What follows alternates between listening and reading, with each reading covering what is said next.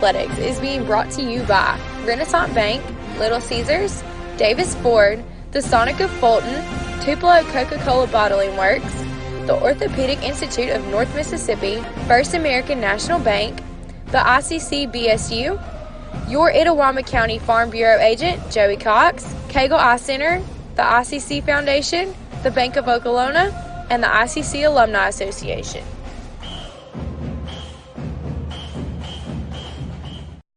High school juniors, make your plans to join us on September the 19th for Junior Preview Day at Itawamba Community College. Voted the #1 community college in the state and 25th best in the country, come see what all ICC has to offer you. Learn more and register at iccms.edu/junior preview. Everyone attending Junior Preview Day will get free admission to the football game against Coahoma on Military Appreciation Night. Past and present members of the military and their families get free admission to the game and are invited to participate in a special halftime presentation. Itawamba Community College, the best start here.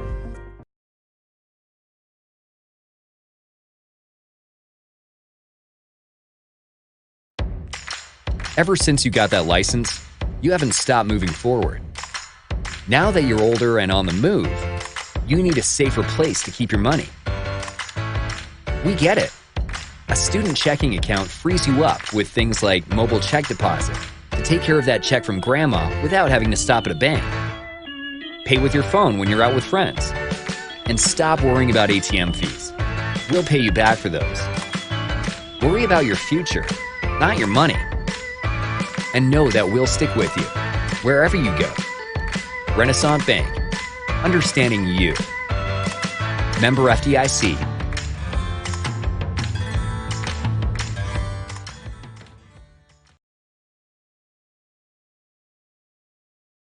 My burger goes best with mustard. Ketchup and mustard. Grass-fed beef. No, corn-fed. On the grill. Now, flat top. Iceberg lettuce. Nah, arugula. Jalapeno. No way. Avocado, dude. Medium rare. Gotta be well done. Brioche. Sesame seeds. American cheese. Cheddar. Can I have a turkey burger? What? Turkeys are for Thanksgiving, man. I like my burger with the Coke. I'll agree to that. Strictly with a Coke. Only with the Coke. Coke and a burger. Come on. All right. That's where you get the flavor.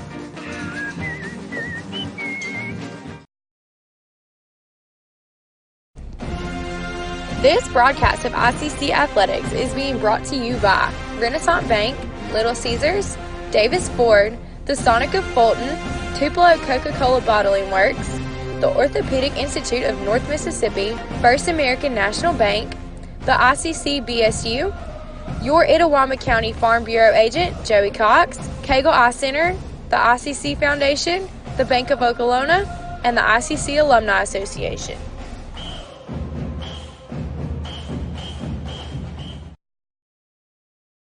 With the Little Caesars mobile app, you can customize an extra most bestest pizza with the most cheese, and now with the most of any toppings for the nation's best price. It's the crowning pizza achievement.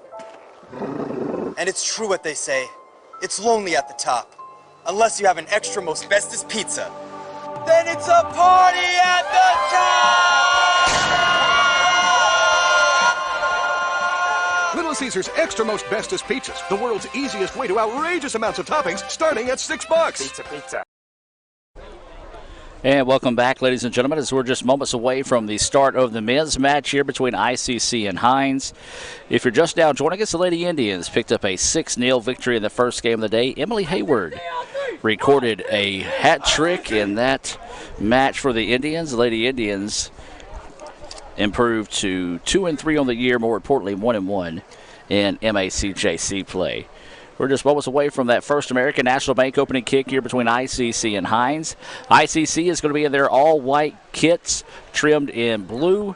Hinds is going to be in their all-maroon kits trimmed in white. And as we talked about, this is a big-time rivalry, division rivalry matchup between these two teams. The last 8 North Division, or maybe 7 of the last 8 North Division championships have come through either ICC or Hinds. So big-time matchup here between these two rivals in this contest.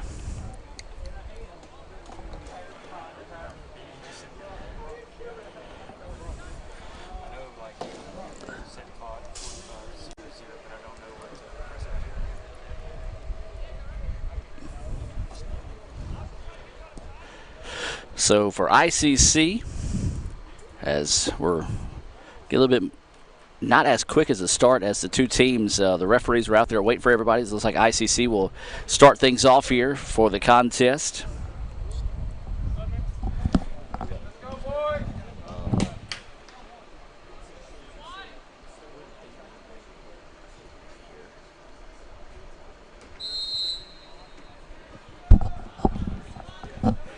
So ICC will start things off here, moving right to left. So the keeper for ICC, Alex Box, will have to battle the sun in his eyes to start the contest. ICC hoping to complete the sweep this afternoon, as the Lady Indians picked up a 6-0 win in the first game of the day, just underway here in the nightcap, if you will, the evening cap. This one's starting about 15 minutes behind. I wouldn't say behind schedule, but it was originally scheduled for 4. It got started right around 4:15. ICC with it now. Going to try to reverse the pitch on the opposite side. Now looking to go inside. Ball was batted away, but ICC will keep possession. Fire from distance, but that one's going to be wide and to the left, as that was off the foot of Carson O'Daniel. Of course, that name is very infamous with ICC soccer. Clayton, his brother, on the team. Previous O'Daniels have played on the men's soccer team here, so a little bit of O'Daniel lineage with this ICC soccer program. The Indians with it. They're in the white kits, moving right to left on your television or computer screen. Remind you, if you're ever away from your computer, but if you got a Fire Stick or a Roku, you can watch there. ICC sends this one ahead. Oh, good idea. Was looking inside for Clayton O'Daniel. It was broken up beautifully that time by Hinds, and it's going to go out of bounds back to ICC, where it'll be the throw-in on the far side of the pitch. Do remind you to join us right back here on the Red Channel, as well as Super Talk 101.9 FM on Thursday, as ICC will travel to East Central. Excuse me, actually it was a penalty called on ICC, or a foul called on ICC, so it was a Hinds with the free kick. But yeah, that football game will come your way right here on the Red Channel, starting at 6 with the Davis Ford pregame show. That First American National Bank opening kickoff will come your way at 6:30. And then we'll be right back here Friday, weather pending, of course, for the ICC and East Central soccer matches. 2 and 4 o'clock are those times scheduled for that one. So you can join us once again right here on the Red Channel on Friday for those matches. O'Daniel slides in and nearly had an opportunity to turn that into something dangerous as it went out of bounds. Will turn into a goal kick here for the Eagles.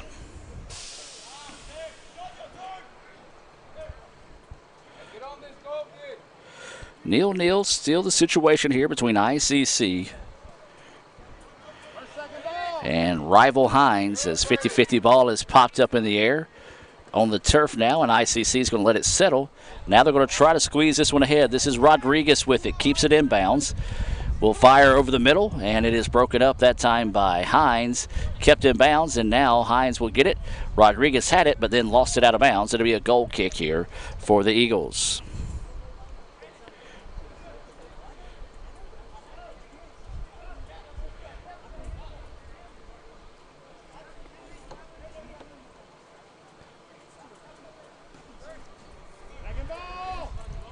So again, this ball sent down the pitch in a hurry. Now Hinds with it. ICC, plenty of white shirts in the backside to cover that time, as that one sent ahead. And the Indians now squeeze it ahead. Here's O'Daniel with it. He's going to swing it out wide. This is Josh White. White looking to go to work. Swings it ahead. Oh, good idea, but a Hinds player just in the right spot at the right time to intercept that one. Had Clayton O'Daniel breaking to the inside, just couldn't quite time up that send that time off the foot of White. And now ICC gets it back. Over the middle they go. This is Rodriguez with it. Rodriguez swings it out wide, now looking to get it back, trying to go inside to Rodriguez, but a good quick decision that time by Albritton to cover that one up as ICC was attacking. Well, another nice crowd out here at the pitch this afternoon. Sun setting in Fulton on the waterway, but shouldn't become an issue in this match. But once again, seating a premium for fans out across the way, as ICC will throw this one in. 0-0. That's your situation here. There's 40 minutes and 25 seconds to go until halftime. The Indians being very patient now on their attack. Swings it out wide. Looking to try to get something towards the middle of the pitch. Squeezes it ahead. Trying to find the number. Trejo on the play that time and could not do so. The ball is sent out to the parking lot.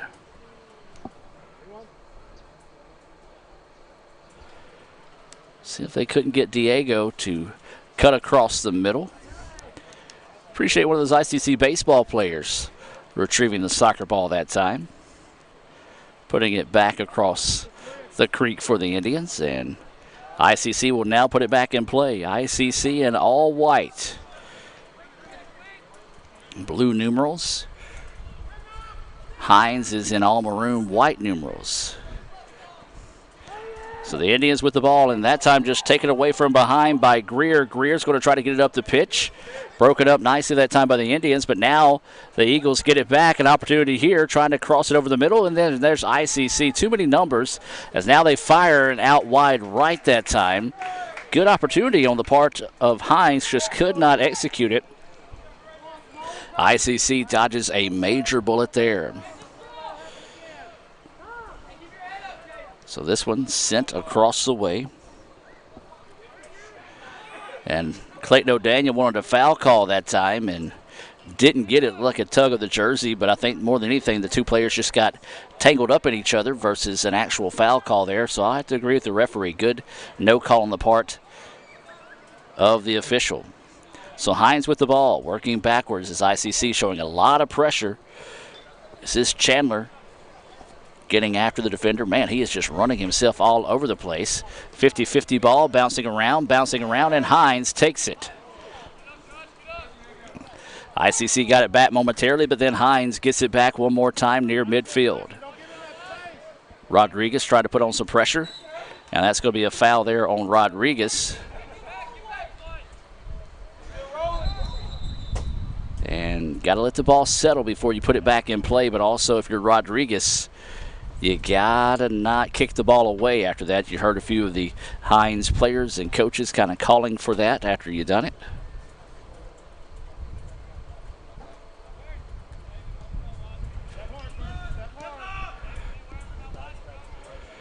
As this one's sent out wide and ICC intercepts it. Tried to send it back over the middle. A lot of contact. Again, good no call that time by the referee.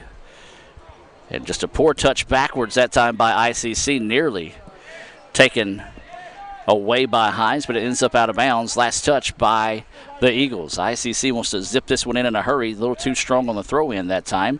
Hinds trying to come away with it. Mad scramble for the ball, and they do get it. Nice hustle on the part of Morrison Hassi. He's out of Japan. And now this one ahead. Opportunity here. Box came out, and it's going to deflect and find its way in. So Hinds strikes early as the ball deflected off Alex Box and tracked its way back into the net, as that was number 18, Greg Anderson, with the goal. And so now it's 1-0 Hinds. That's what we said, folks. Hinds comes in with the record 1-1-1, 1-0 in the North, but that's a very deceiving record. They've lost to the very good Jones squad 4-1 to open the season, tied a very good Pearl River squad 1-1 in double overtime, and then found a way to pick up a 1-0 victory over Northwest in their previous outing. And that one out of bounds, and yes, they are going to call it. And so Hinds strikes early here.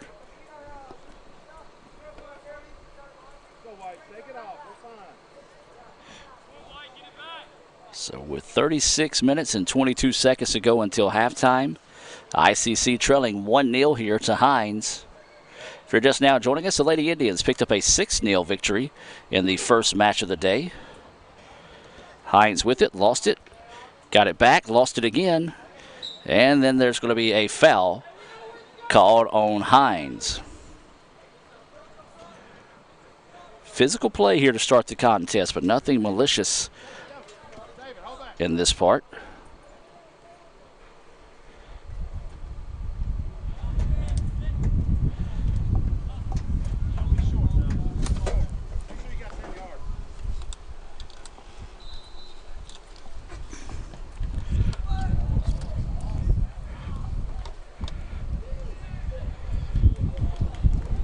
As that one's going to be sent out wide that time. An opportunity for the Indians, just couldn't quite crash in on it quick enough.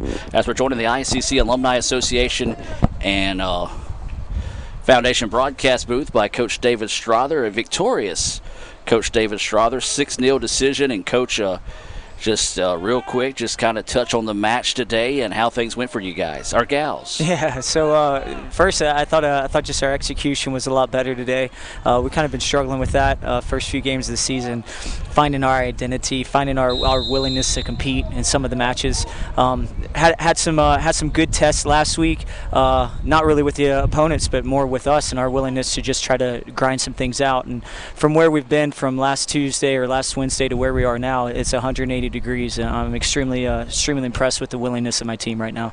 You got a hat trick out of Emily Hayward, for the freshman out of Oxford, and big result out of her. She was aggressive often and early in the contest and was able to make it happen for you. Yeah, she was, and she's been stepping up all the way through the season early on. I think she's been a tremendous asset to our team. I haven't really seen anybody that can keep up with her and her speed on the left-hand side. So whenever she gets in and gets behind the line, she's really created some really dangerous things, both on herself individually and then also just some combination play and some crosses. I think she had 3 goals and maybe an assist. I think that's what you said today. So she had a really good day. And, Coach, another thing as well, tip of the cap to these Hinds keeper. Yes, it was a 6-0 final decision, but I tell you what, they made those 6 goals. You had to earn those today. A little bit later on, they might have got a little bit tired, but sure. I tell you what, they made some amazing plays. So speaks volumes to your girls not getting frustrated, staying with it, and finding a way to eventually start getting those goals. Yeah, I think it was 1-0 at halftime, and then just the second half, like you said, I think some tired legs played into it. She made a phenomenal save in the first half on a free kick from Morgan Gaylor, a freshman from Tupelo, and did a great job on that save. I think that's definitely a highlight reel for her, and also is a highlight reel for Morgan's shot. I just hate that she didn't score it. Yeah, as that is going to be offside call on Hinds. 1-0 is your score here. Hinds strikes early in this one, 33 minutes and 17 seconds to go until halftime. Adam Gore joined by Coach David Strother. And Coach, before the game, I was talking with Sully about both these matches, not necessarily a must-win situation today, but a sure as heck help you situation if you picked up the points today, and that's what the Indians did. Sure, and that's the North Division. You only get so many chances to earn points. You always want to earn points at home, and anytime that Hinds comes to town, it's always a challenge. They're a very competitive team, especially on the men's side in relation to our men's team. It's kind of sort of been back and forth with these guys for about the past 7 or 8 years, and so this is going to be a very big contest for Itawamba to go down a goal early. There's still plenty of time left to play in this match, and they've really had the run of play. So it's just going to be interesting to see if they can stay patient, continue their system, work the ball the way they went to, and get some chances off of what they can create.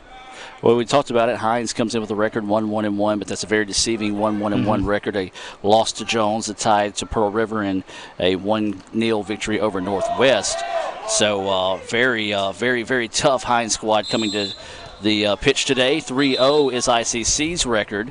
And ICC picks up a win over Jones, Southwest, and Holmes. So, two of the top teams as expected, as always, in the North. Yeah, it certainly will be. In this contest, it's going to, sometimes you can say generically, and you can throw the records out the window whenever these two come into play, and that's true. I mean, they're going to fight with one another. Not physically. We don't want that, but sometimes. But the way that they're just going to battle. It's early in the North. It's early in the North Division play. It's only the second game in the leg.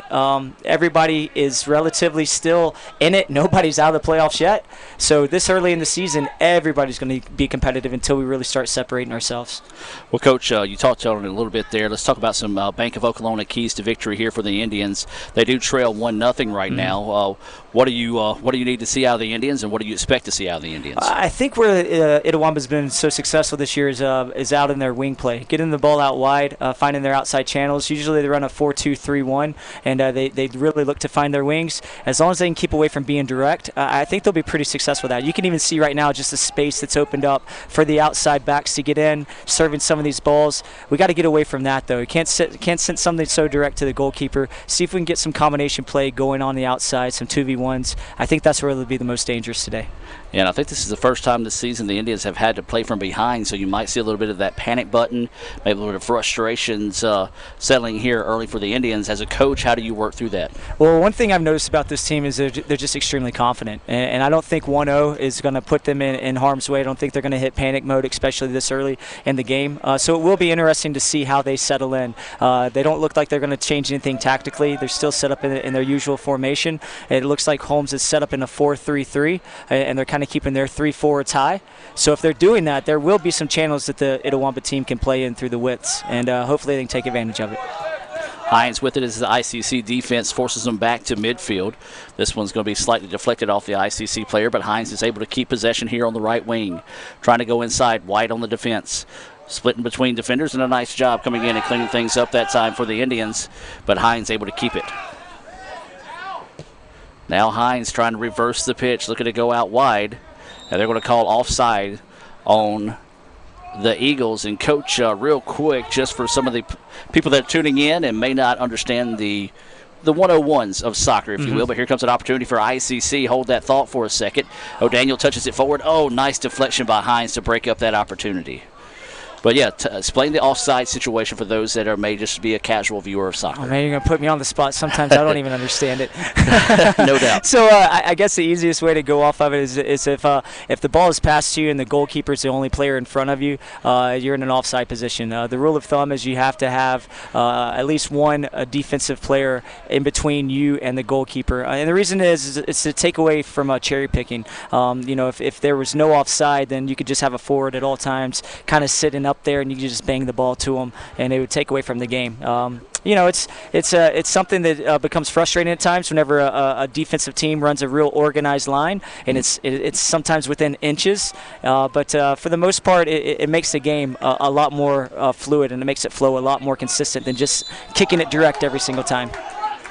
Well, there's going to be a foul called on ICC, and I think you're starting to see, again, some of those frustrations as Chandler didn't necessarily like the call, but a little rough that time. And, again, Hinds trying to speed things up. You got to let that ball come still before you put it back in play, as this one's sent down the pitch, and Hinds will keep it. So right now, all the 50-50 balls going the way of Hinds, but there's a good job by ICC taking that one away. Now here come the Indians, squeezing this one ahead. Here comes an opportunity if he can find it, and he does keep it in play. Now wants to squeeze it across the middle, see if ICC can step in front of it. Did not. A lot of contact, no foul call. I got to agree with the no call that time. Just two players jockeying for position. Even here, I think it'd be good to see Itawamba maybe pick up the pressure that close to goal. They kind of sat back and allow Hinds to play out. I think those would be good moments where the midfielders could get a little bit tighter, try to keep the ball on this attacking half and not let them get out. This is a good step defensively by Itawamba, and now you can see that they can get back into the attack just by being first to the ball. 1-0 is your score, 27.5 minutes to go until halftime. You want to be sure to stay tuned for the Little Caesars halftime report coming your way. We'll hear from Renaissance Bank's Crafted, a series they do there at RenaissanceNation.com. A shot from distance, just too high, though, as we'll take a look at one of their Crafted series on Blue Delta jeans. So again, a long shot that time. Second shot from distance we've seen out of ICC. Staying aggressive, keeping the pressure on Hinds. White with it now. He's going to drop it back over the middle to O'Daniel. That's Carson O'Daniel. Now tries to send it ahead. Clayton finds it, breaks away from the keeper. Now he's going to fire, and oh no, great help defense that time, Coach, on the part of Hinds. Number 20, Lucas Morales, coming in out of Chile to keep that one out of the back of the net. Absolutely, and that's fantastic defending. Anytime you see the goalkeeper out of the net that far out, you almost naturally expect it to be a goal, and to see a player continue his defensive run all the way behind the line, credit to Hinds for that work rate to take place. So Hinds with it now. They've got a bit of an international flair. Chile, and you've got one out of Japan as well. Not too often you see a lot of South Americans, Brazilians, Chile in this league, but very rarely do you see Japan. Yeah, I can't remember another Japanese player on the men's side or women's side in quite some time within this league. I've been in this league for a few years now, but from what I've heard, I haven't seen him play. Today is the first day I've seen him play live, and he's a really very good technical player. Really brought a lot of good things to Hinds in the way that he plays. So it's great to see that. We always want players from Mississippi to contribute, and they certainly do. That's one thing that makes our league so strong. But I think what helps make it even stronger is whenever we're able to add a few players from international countries to build around the Mississippi players. And that's something that we pride ourselves on here at Itawamba, and I know Hinds and a few other colleges in the MAC JC do as well. Well, Coach, do me a favor as the referee is pointing at anybody and everybody except us right now, but sort of allude a little bit more on that international flair. There's a lot of barriers you got to overcome, certain one for recruiting, how you go about recruiting them, but then once you get them here, they do have to pass a certain level of English to be able to come here and play. So just talk about that, expand on that a little bit more for our viewers. Yeah, so the biggest thing is the amount of international players we're able to have. We'll see what happens after this. He's able to get on the ball. Oh, Daniel sends this one across the middle, sizes it up, and can't quite get there. Oh, great cross that time off the foot of O'Daniel, looking for number 14, Carter Chandler that time. Chandler tried to come off the chest. The ball deflected off the keeper, but a great job by the keeper, Albritton, to scramble and just reel that one back into him. So going back to the international players, we're allowed 4 international players per season on all of our rosters, or 4 out-of-staters, I should say. We don't have to have international players, but a lot of the teams in our league will go the international route instead of going out of state. And so there's limitations in our league. It's nothing that's negative. It's just Mississippi really likes to have Mississippi students in our colleges, and we're appreciative of that. That's one reason our community colleges are so strong across the nation in comparison with other states. But it's to give these international players a little opportunity also. Oh, dangerous opportunity there as Hinds had a chance to come up, and Alex Botts did a great job of quickly reacting, getting back at his position. And, Coach, that's one thing right there with keepers you don't really get a lot of credit for, having to come out and cover a lot of position. But for Alex, you saw just quickly were able to get back and get reset to be able to make the second stop off the deflection. Yeah, and going back to Botts, he's been so confident this season. Last year he came in as a freshman. He was kind of earning some minutes here and there. An injury took place with Brando this past preseason, which was unfortunate. But Alex, the way he stepped in and really been leading that back line, I've been very impressed with his leadership and also his ability. He's done some really good things this season. Yeah, that last goal, or the first goal of the match he allowed, was only his second goal allowed in more than 250 minutes in net, so that's very impressive start to the season for Botts. ICC trails at 1-0. There is 23 minutes and 7 seconds until we get to halftime. ICC trying to find the equalizer here, but Hinds, being extremely tough, has taken away 2 or 3 good opportunities for the Indians thanks to some nice extra effort defensive plays out of the Eagles. Carter with it right now, trying to work one-on-one, goes between the legs of the defender, and we've got a whistle. And, let's call that a makeup call from a little bit earlier, Coach. Little to no contact that time and a whistle blown. Yeah, definitely, and this will be a great chance for Itawamba. I mean, we'll definitely take a makeup call whenever it's about 25 yards away from goal. So you can see the Hinds coach a little disappointed in this. He doesn't quite understand the call either, and you're getting a good 2-minute explanation by the center official. Yeah, he's one that he likes to talk when he has the opportunity, and haven't seen any cards come out because there has been some not chippy moments, but moments where there's been some physical contact, as this will be a free kick opportunity here for the Indians. And on to take this free kick is Josh White. So the Indians, can they find the equalizer? White sends this one, looking to go backside, and a great job by the keeper coming up. It didn't have a chance to make a play on it, but slapped it away and allowed the defense to reset. Now the Eagles with it. ICC having to reset defensively. The Eagles were trying to rush that one out of the set there with ICC having most of their players up. Couldn't do so. Good job by the Indians, but now here comes the speed. Man, a lot of speed there on the opposite side of the pitch, but a great job that time by number 15. I believe that's Marquez. Yes, it is Marquez. Step for step with Hashi that time down the pitch, and that was just a two great athletes getting after it that time. Yeah, it was really good defending by David, just to break him down one-on-one and then get the ball to be in between him and the attacker. Anytime the defender can accomplish that, there's some great success that takes place, because I think that Japanese player is going to give some fits to the Itawamba back line whenever he's able to run at him today. Garrett Mills will check into the contest. This substitution being brought to you by the Bank of Okolona. John Harrod and Company, a proud sponsor of ICC Soccer here on the ICC Sports Network. Had over 200 viewers for your match against Southwest Tennessee last week, Coach, and expect those numbers again this week with this conference matchup here between ICC and Hinds, a rivalry matchup, as well as Hinds once again defensively just seems to be a step ahead of the Indians so far here in the first half.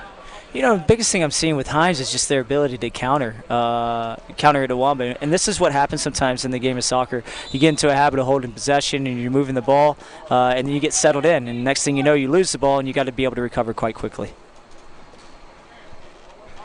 We've got, I believe, the hydration break here for the Indians, so we're going to take a timeout, hear a few words from our sponsors, and be back with more right after this on the ICC Sports Network. Indians trail 1-0 with 20 minutes and 16 seconds left until halftime. High school juniors, make your plans to join us on September the 19th for Junior Preview Day at Itawamba Community College. Voted the #1 community college in the state and 25th best in the country, come see what all ICC has to offer you. Learn more and register at iccms.edu/Junior Preview. Everyone attending Junior Preview Day will get free admission to the football game against Kahoma on Military Appreciation Night. Past and present members of the military and their families get free admission to the game and are invited to participate in a special halftime presentation. Itawamba Community College, the best start here.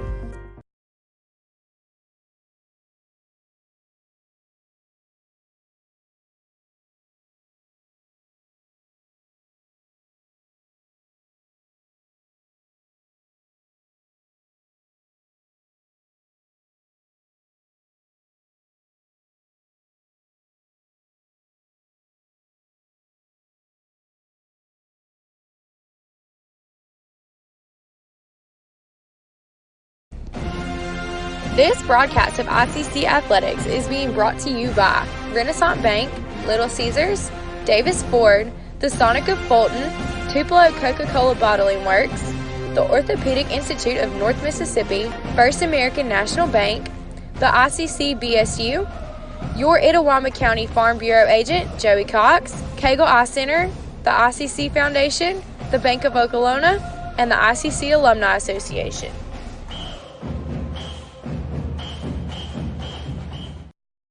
First American National Bank is a local bank. Our 10 locations are right here in Northeast Mississippi. Banking decisions are made locally by people who live here. It's been that way for more than 50 years. Our involvement in the community is important to us. That's where our roots are. Technology, it changes daily, but our community is what keeps us together. If you like high-tech banking, we've got that too.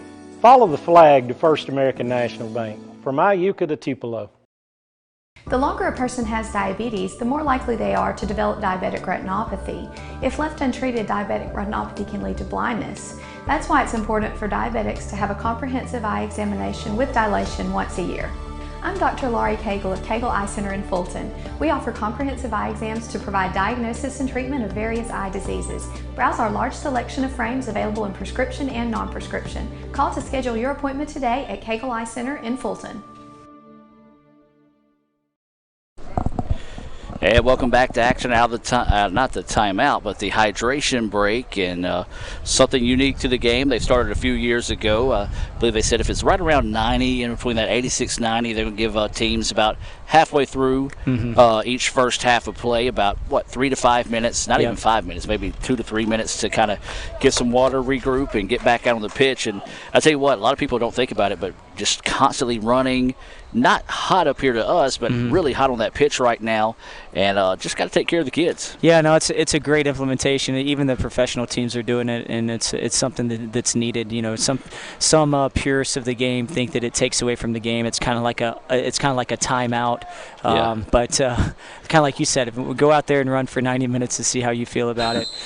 So it's something that's nice. For 90 seconds, I'll tell you exactly how I feel about it. As we're back to action now, ICC trailing at 1-0 We're joined by women's coach David Strother in the ICC Alumni Association and Foundation broadcast booth. Find out how you can contribute to Itawamba Community College by visiting iccms.edu. That's iccms.edu. Coach, we heard during the hydration break that Sully preached pressure on the ball, and he didn't like the effort he was seeing out of his guys so far. Yeah, and I think that's what we were talking about earlier whenever the ball was in the attacking half, just not sitting back, and if their mids are on the ball, don't give them that space. Don't be reactive, be active to the ball. And I think if we can put them under pressure a little bit more, not allow them to get that direct ball, that counter ball going forward, I think that'll help us settle in, help Itawamba settle in a little bit more into their attacking game. So Hinds with it, and they're going to call that a clean tackle there.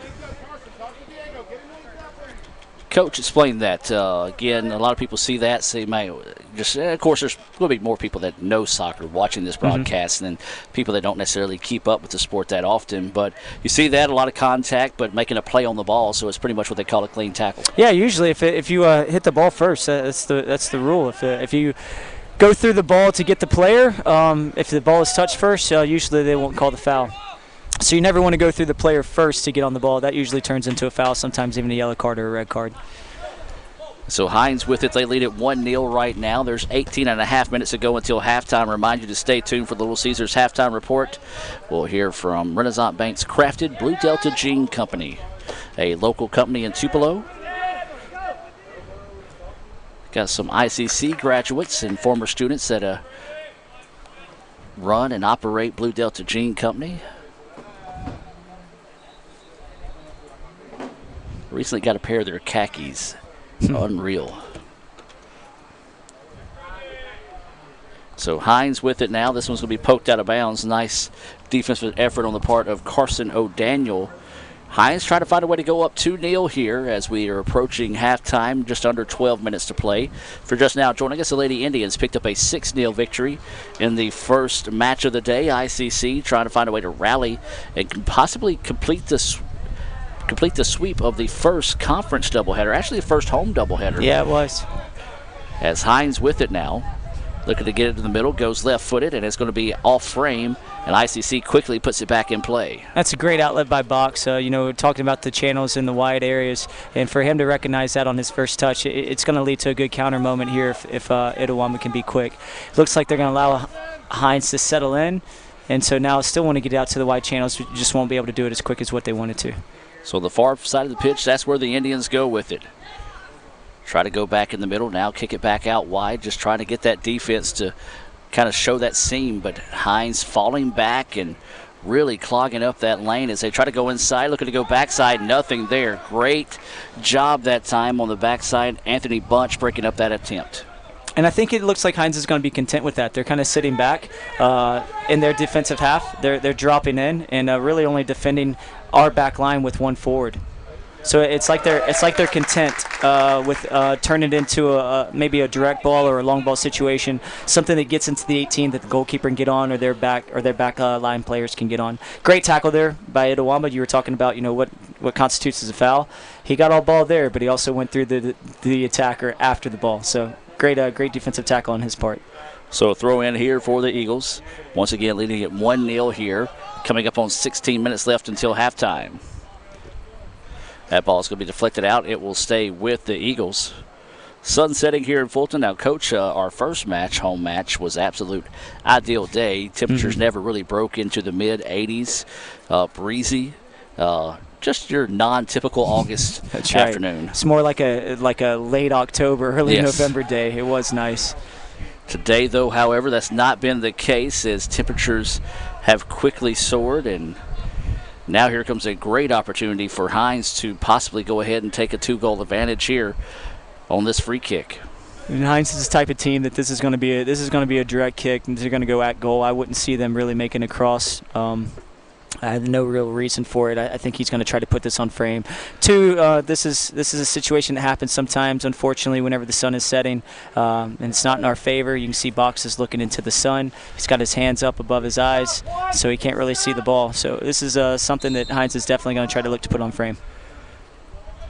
Kick is gone, and, well, that one a little too tall that time, Coach, and as you said, they were going to try to put that one on frame, but that one floated a little bit on him. That was on tree instead. Yes. Substitutions into the match here. Boyd in for ICC along with Cade Knight coming into the contest. So these substitutions being brought to you by our friends at the Orthopedic Institute of North Mississippi. Dr. Rulowitz, a great friend of the college. Proud to sponsor ICC athletics here on the ICC Sports Network, the red channel of Let'sGoICCTV.com. Also invite you to follow us on Twitter at Let's Go ICC, and then you can keep up with ICC soccer, scores, recaps, highlights, and much more. Visit Let'sGoICC.com. So ICC trailing at 1-0 here, trying to get on the attack. Sends that one up the middle, and now ICC has an opportunity. Sends this one ahead if he can get there quick enough, but no. Good, quick decision by the keeper, Albritton, to come up and make a play on the ball. If not, that's a one-on-one opportunity. And, Coach, I really like the Indians' chances in that 1v1. Oh, yeah, that's Lando from outside in Alabama and Chelsea, and so he came in as a freshman this year. And, man, if there's one thing that guy wants to do is he wants to go score goals. And so I thought that was a great time run on his part. He got in behind the line after the pass was already made, so he's not in an offside position. So credit to the Hinds goalkeeper coming off of his line and being first to it, because that would have been a very dangerous ball. Well, they did call a foul, but they did allow continuation since ICC did have the opportunity there to score on that. So just a quick but not good successful touch by ICC. Hinds was able to take it away, but then looks like the Indians are going to get it back now. They go near side on the wing, and this one's going to be deflected out of bounds, last touched by Bunch of the Eagles. Coming up on 13 minutes until halftime. 1-0 is your score. Hinds with the lead. White's going to toss this one in. It's going to find O'Daniel with it. Now he's going to poke it back out wide and allow the Indians to reset here. Once again, Hinds just falling back, clogging up those passing lanes, cutting lanes, and just making it really difficult with a lot of traffic there for the Indians. And it's going to go out of bounds, and they're going to say goal kick. Well, he held his flag up forever, really didn't point it at everybody. He just kept pointing at everybody. It looks like he's actually going to call a foul on the Indians here.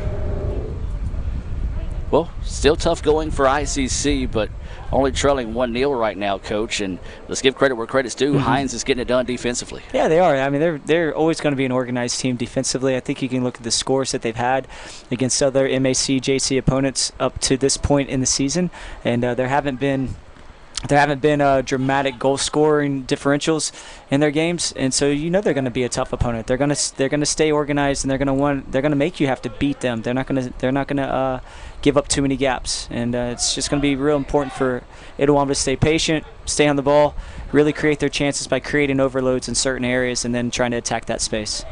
Well, Hinds just playing a game of keep away right now, and it's going to go, no, they're not going to say it's out of bounds. They say he got it before it went out of bounds, and there's going to be a foul on ICC's number 20, Lando Nichols. One of those, you like the aggressiveness, though. You can't really fault him on that play there, because if it goes uncalled, then he gets the ball, and ICC has an opportunity. So now here comes Hinds on the counter, trying to see if they can find a way to build the 2-0 advantage here on the Indians, but that ball taken away, nicely done across the way by ICC. I believe that was David Marquez that took that one away, and now ICC trying to keep possession. Even though Hinds does try to fall back and pack it in a little bit defensive, they still put on some pretty good pressure with that front line. Now here come the Indians. O'Daniel with it, trying to weave his way through traffic. It finds its way to the Indians. Now ahead they go. This is going to be Clayton O'Daniel, and no! Denied again. Albritton comes up and makes a big-time play for the Eagles. I love the way they look to break through the line there. You had Carson O'Daniel on the dribble. Hinds was sitting back more in like a 4-1-4-1, and one way to break a block system like that is just to dribble at that. You're not going to necessarily be able to pass around him, so whenever he's able to dribble on his own with his natural ability and get through the lines, that's whenever things become chaotic. And as soon as that took place, you saw the chances where the opportunity for a pass in between the center backs got in for, I think that was Clayton O'Daniel. And Coach, as a keeper, you got to make up your mind quick, and you got to commit to it. If he hesitates for a split second, that's a goal. So a great job by Albritton coming in and covering that. Yeah, and so far, I mean, that's been his MO. I mean, he's been first to the ball every time. He's reading the game really well. He's being aggressive in his stance. So maybe it might be one of those situations where the speed of Itawamba can catch him off guard. When he comes out, comes a little flat, and be able to get in behind him. Substitution in for each team for ICC. This is Huckabee coming in. Re-entering the contest is Anderson for Hinds. 1-0 is your score inside 10 minutes to play until halftime. ICC trailing this one, and there's going to be another foul. Now you're starting to see those whistles blown pretty quick and pretty often here. Yeah, that was a generous foul right there. I didn't really see too much contact. It looked like just Garrett Mills kind of overcommitted to the ball, and number 8 for Hinds took advantage of that space. So gladly take that call because it would have been a dangerous 1v1 situation for a goalkeeper. So the Indians trying to find a way to find the equalizer here. That's got to be a handball, and I believe it is now. Coach, that's I'm not a soccer guy. I've been learning the game over the past 5 years. One of the most inconsistent calls in the sport has to be handball. I fully agree, man. Because there's times like I can see it up here, they're batting it down with their hands. The interpretation sometimes is, did the ball play the hand or did the hand play the ball? And now they've gone back to the old rules of if the ball makes any contact with any part of the arm or the hand, then it's automatically a handball, which is not what I agree with. I've always agreed with if the hand plays the ball, it's a handball. But sometimes you can't naturally help. The ball's going to pop up, it's going to hit you, or it's a shot, it's going to hit you. Now the way they make that call is any type of contact with the arm or the hand turns into an automatic handball. More substitutions coming into the game for ICC. Rodriguez back into the contest. It's going to be Clinic coming back in here for Hinds. These substitutions being brought to you by the Sonic of Fulton. Coach, I tell you right now, a half cherry, half grape slush sounds really good. Other than a cherry and limeade, that's my other go-to drink. What's your go-to drink at Sonic? I'm the lime slush. Pretty basic, but man, that thing is fantastic. Nice. As another substitution in here for ICC, this is going to be Carter Chandler re-entering the contest here for the Indians. Again, remind you, we'll be back in action on Friday here in Fulton as East Central comes to town. So it'll be back-to-back nights with East Central. Football travels to East Central on Thursday. Soccer hosting East Central here on Friday. 2 and 4 o'clock will be those times. If you can't join us in Fulton, we invite you to join us right back here on the Red Channel. Let's go ICCTV.com. Well, a mad scramble for the ball, and finally it settles at the feet of the Indians. ICC trailing at 1-0. There's 7.5 to play here. White is trying to find somebody. Nobody was there, and that ball is poked free, and now the Indians, though, keep it. This is Boyd with it. He tries to go baseline, then it's lost out of bounds. Just not a whole lot of movement offensively by the Indians right now, and that makes it real easy for Hinds defensively. It does, and it makes it predictable as well. And that goes back to what I was saying with O'Daniel breaking through the lines on his dribble. You had Josh White here on the outside as an outside back, and he's looking for a pass, but he had space. And so what he could have done instead is he just could have taken his dribble into that space and attacked him. Anytime you get the defenders moving, that's whenever breakdowns happen. So whether it's through a pass or whether it's through a dribble, you want them to move, and it's easy to defend whenever there's no passing options for Itawamba. Peyton Avery into the contest for the Indians. 50-50 ball won that time by ICC. Rodriguez with it now. Near midfield is going to send it back and reset through Marquez. Indians with it. Nice tackle that time, but ICC able to keep possession. Rodriguez finds it. He's going to dribble around and is going to swing it back out wide. This is going to be Helms with it. Braden Helms now over to White. White looking for somewhere to go. Nobody there. Now wants to go backside over the middle. And, just confusion all the way around. Looked like one Indian thought the other one's going to get it. Was going to let him go and just did not follow through with the ball there as it goes out of bounds and ICC keeps possession. That was actually pretty good creativity by Huckabee. He kind of ran through the ball expecting Cade Knight to run onto it. This could be a good chance as well. Another shot that time, and a great save again by Albritton to keep it 1-0 in favor of the Eagles. ICC knocking on the door, just cannot find the key to get it past Albritton right now. This ball is going to be deflected out and last touched, I believe, by the Eagles, where ICC will have it with 5.5 remaining until halftime. 1-0 Hinds with the lead. If you're just now joining us, ICC picked up a 6-0 win in the women's match. We're talking with Coach David Strother. And, Coach, just a real quick recap being brought to you by Little Caesars here in Fulton of your match today. So, yeah, I mean, a 6-0 win on our part. Definitely pleased with the goals that we scored.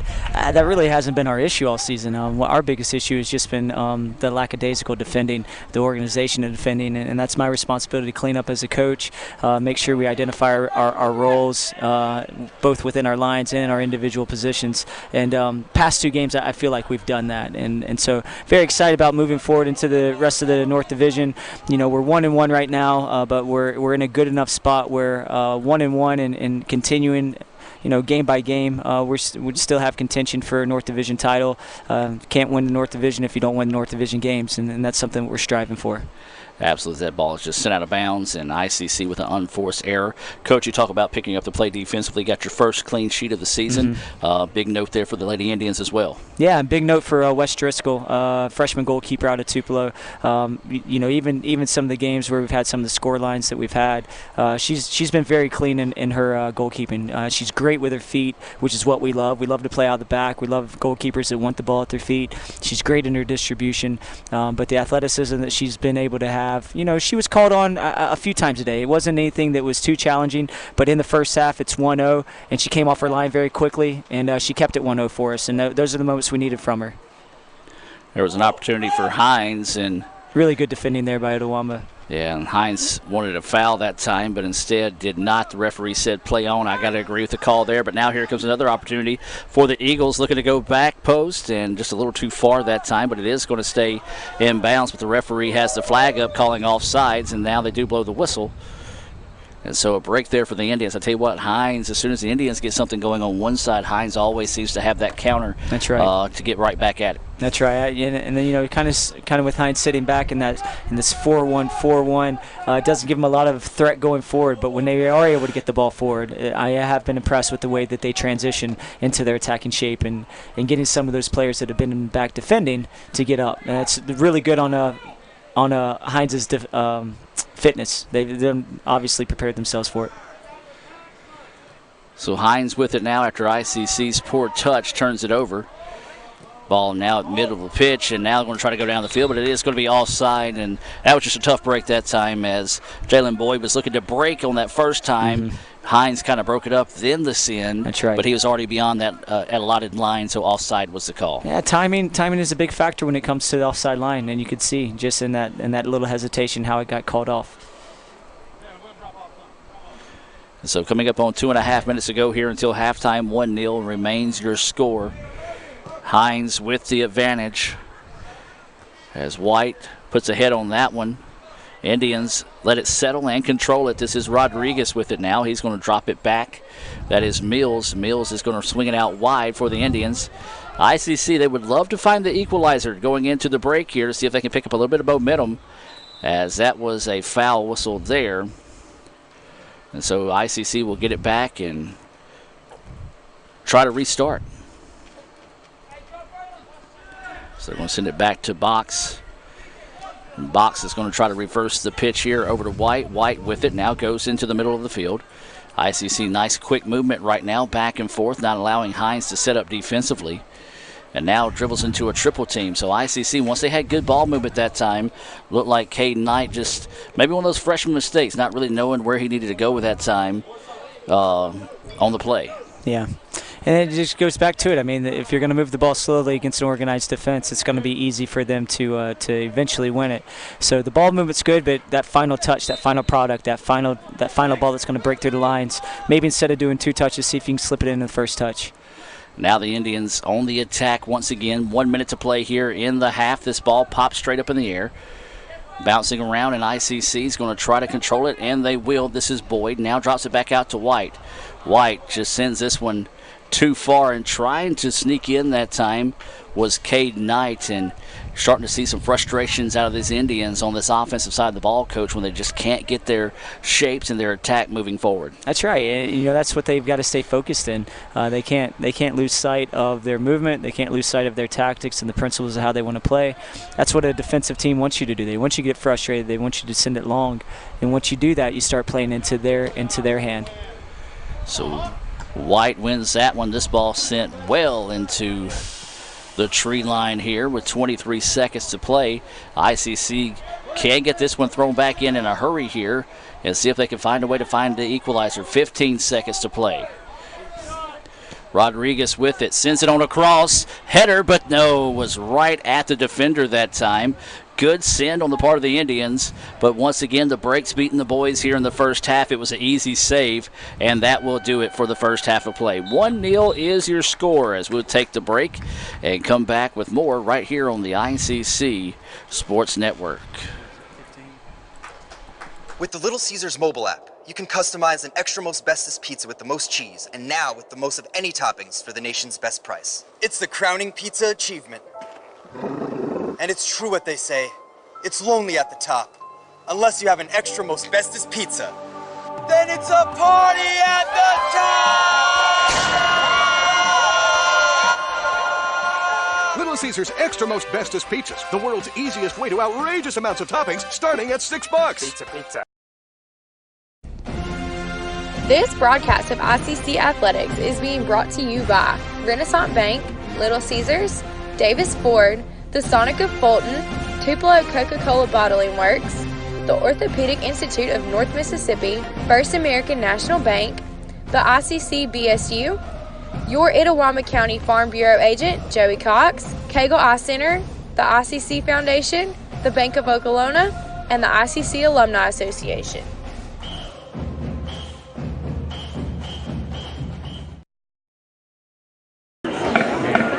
Good evening, ladies and gentlemen. Itawamba Community College is proud to present to you the 2019 ICC All-American Marching Band. This year's program, The Evolution of Gaming, features some of the most popular video games of our time. This evening we open with the 1980 Atari game Space Invaders. And now, the ICC All-American Marching Band.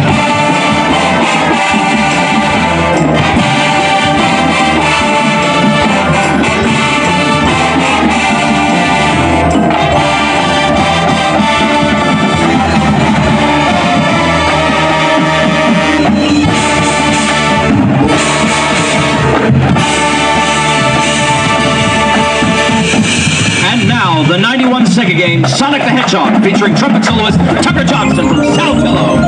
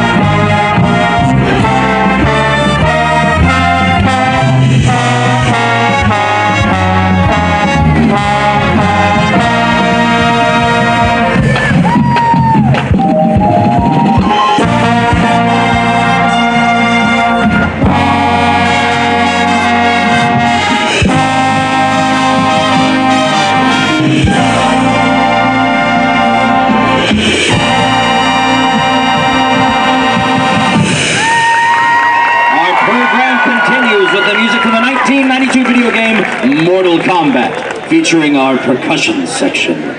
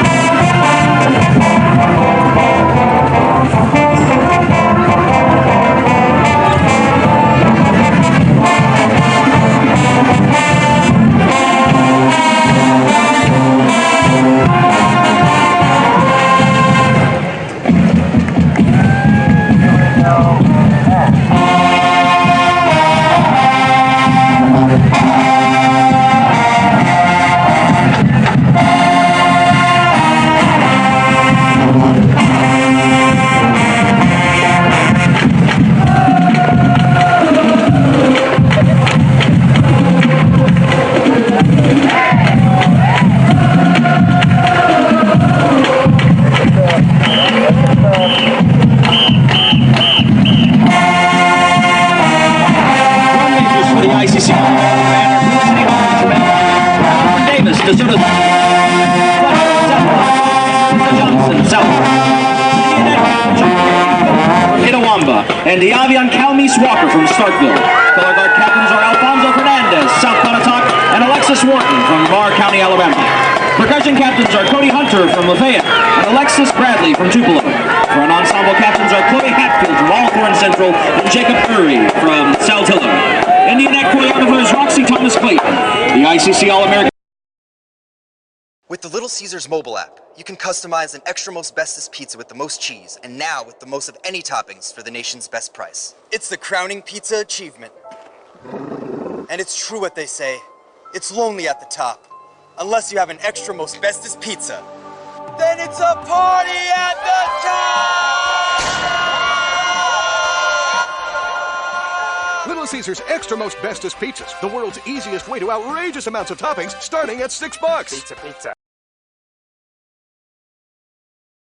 Student involvement is a top priority here at Itawamba Community College. If you want to be involved with student government, then the Student Government Association is the place for you. If you have a stellar GPA, then Phi Theta Kappa is for you. If you're interested in the diverse culture of our campus population, then the Diversity Club is for you. If you're interested in leadership and service, then Indian Delegation is for you. If you're majoring in computer programming or computer networking, then CPNA, the Computer Programming Networking Association, is for you. If you're interested in good conversations and free lunch on Thursdays, then the Wesley Foundation is for you. Our health science programs also have specific organizations for those majors. Student Activities is excited to bring you new opportunities here at the ICC Tupelo campus. Whatever your passion may be, we have a place for you. This video is brought to you by Phi Theta Kappa, Beta Chi Sigma, Tupelo campus.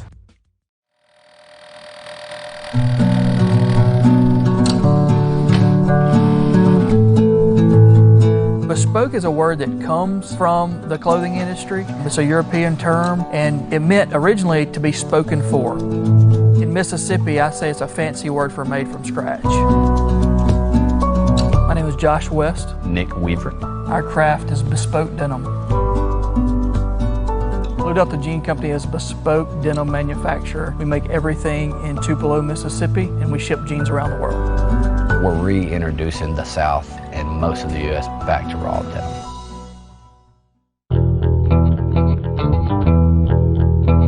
There's a lot of verbiage out there about custom, made to measure, bespoke. We say bespoke because we truly are making a fully customizable jean. We use the best fabrics in the world. We buy from all over. We make everything in the United States right here in Tupelo, and we bring the customer in on the design process. That is what separates us from other jean companies, that we're making a personal pattern. So we do have the Oxford Studio where you come to get measured, and you pick out your fabric, your fit, your cut, and your thread. You'll notice we do a lot of athletes. These guys are really tall, these ladies are really tall, small waist, really big thighs. They can't find jeans that really fit them that are aesthetically pleasing.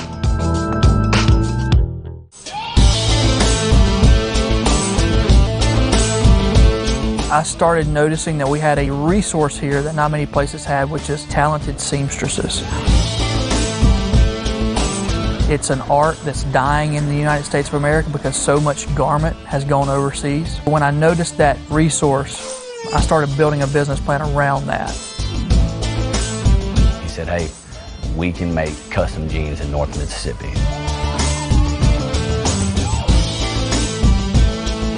When the numbers made sense, that's when I called Nick, because I knew I could figure out how to make the product, but I needed somebody to help me sell the product.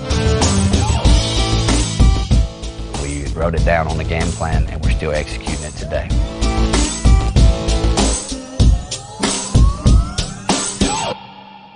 The first step is somebody getting fitted, and that can be with one of our partner stores or at one of our studios. And we're taking, 13 to 16 measurements, whether or not you want a regular cut or a skinny cut jean. And then the order comes to us electronically here in the factory in Tupelo. Johnson Benjamin has been our pattern maker since 2013. He drafts a pattern literally for that client. And then it moves on to Brian Baldwin. He does all of our cutting, and he tries to cut that jean within 15 minutes. Every seamstress has a job that they do, and they're really good at it.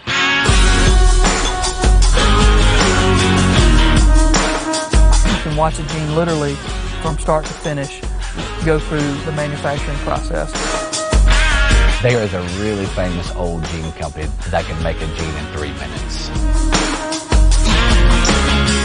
It takes us about 3 hours to take a jean from start to finish.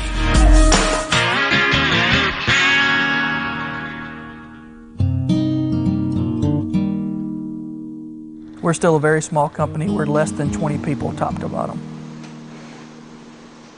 The thing that I think really sets us apart from a lot of other small batch denim companies is the people that we have. These people have worked, many of them in denim garment production for years and years and years. And we really do try to make this a family environment. Our lead seamstress is a lady by the name of Miss Sarah Ritchie. She was our first employee. She started in January of 2012, and she's now leading our sewing team. Well, having over 100 years of sewing experience in a company that's very young was definitely to our benefit. People bought our jeans in the beginning because it was a good story. It was two guys trying to start something. But now they're rebuying because of our quality and our fit, and it's the people that make that happen. What we are offering is, more than just a jean. There are lifetime alterations, lifetime repairs. We have people send jeans back that are 2 or 3 years old because they've lost 10 pounds, we take them off. So what you're getting is something that I think people are, wanting more of. We're using cone denim from North Carolina. We're using Holland and Sherry cottons from Scotland. We are using the premium fabrics of the world, and we're doing it right here in Mississippi. Our main goal has always been to be the best bespoke denim provider in the U.S. I think we've ratcheted that up to the best bespoke denim provider in the world. Our work ethic, his plan, finding good people, finding the right people to make the product, it's a good recipe for success. I don't think you can match the quality that we're putting out. So now we're working on how does this brand develop from here on out? What markets are we in? How are we getting the world in our jeans?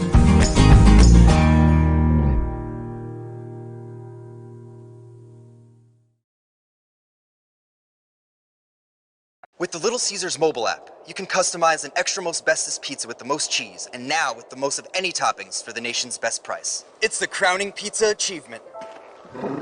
And it's true what they say, it's lonely at the top. Unless you have an extra most bestest pizza, then it's a party at the top! Little Caesars Extra Most Bestest Pizzas, the world's easiest way to outrageous amounts of toppings, starting at $6. Pizza. And welcome back, ladies and gentlemen, as we get set to start. Actually, I've already started the second half. Just a few seconds into the start of the second half here. Adam Gore, Coach David Strother, head coach of the women's soccer team, who was victorious 6-0 in the first game of the day. ICC trailing 1-0 here as we start the second half. And, Coach, your thoughts on what the Indians need to do to try to get back into this quickly here in the second half? Yeah, with it being 1-0, I don't think there's anything tactically that you got to rewrite the book on. There's nothing really that needs to be changed. The build-up has looked good at times with Itawamba. The recovery runs and the way they're defending has been looking good. So they're not vulnerable as they're looking to go forward. And so I would just say maybe what we're doing, just can we do it a little bit faster? Can we do it a little bit sharper? Some of the runs have gotten there a little bit late. Some of the passes have been an extra touch or two. So see if we can just stick with our system, not change anything tactically just quite yet. There's plenty of time left in the game. Just do the things that we're good at and just do them a little bit faster. So ICC with it now. They're in their all-white kits trimmed in blue. The Eagles in their maroon kits trimmed in white. ICC moving left to right on your television screen, and Hinds moving right to left. And this is going to be the tricky part. ICC, they're used to practicing in it, but for the Hinds keeper, he's going to be staring into the sun, and especially as the day continues to progress here, it's going to get lower and lower. It's going to be more direct in that line of sight. Sure, it's definitely a factor that's a complement to the attack, and see if we can capitalize on it as the game gets going. Well, the Eagles turn it over off the throw-in, then a poor touch by the Indians as that one just taken back. Really nobody moving from ICC to get that one, and that's going to be a foul whistle there on the Eagles. And they're going to call for a stop right now. And again, this is going to be Coach they are going to put a yellow card. I'm going to say if you don't put a yellow card after stopping the play and talking to them that often, then you're just breaking up the flow of play. But that will be a yellow issue there to number 25. That's going to be White of Hinds, so he'll have to check out, and ICC will have this opportunity here. And I think it was a good call by the official just to control the game. It's early in the second half. It's a close match. You could see him waving back and forth. He said, look, you did it there, you did it here, you did it there, you did it. So he just said, hey, 4 times is enough. You know, I've warned you 3 times. Now the 4th time, this is your yellow card, just to make you a little bit more aware of not doing that again. Well, the Indians do a good job of putting that free kick on frame just to see if you might get it lost in the sun, but Albritton coming up once again, doing an outstanding job there. And, well, another yellow card coming out here on Hinds. So after a first half of physical and aggressive play, not even 5 minutes into the second half here, we've already got 2 yellows out. You think that's probably something the referees discussed at halftime when they went into their locker room? Yeah, and both are well earned. I mean, the way that they came in on their tackles were malicious. They weren't looking to get the ball, and when you hit the attacker first and not even trying for a play on the ball, it leads to a yellow card. So it'll be a free kick opportunity coming up here for the Indians at midfield. 1-0 is the score. Hinds with the advantage. The second match of the day here as ICC picked up a 6-0 victory in the women's match to move to 2-3 overall, 1-1 in the North. The Indians trying to find a way to rally and keep that unbeaten streak going here, and that's going to be a push in the back on the Indians. Well, just said he undercut him a little bit too much that time for the referee's liking, and the ball now back to Hinds. And I think you're probably going to see that in this first 5 to 7 minutes of the second half. The referees just really kind of keeping their thumb on things to keep it under control. That's right. So Hinds with it. O'Daniel came in a hurry trying to break that one up. Ball sent back. Coach, I've never played soccer. How just a header, that looked like that would hurt. It really doesn't. You know, the ball isn't quite as hard as what you would think it is.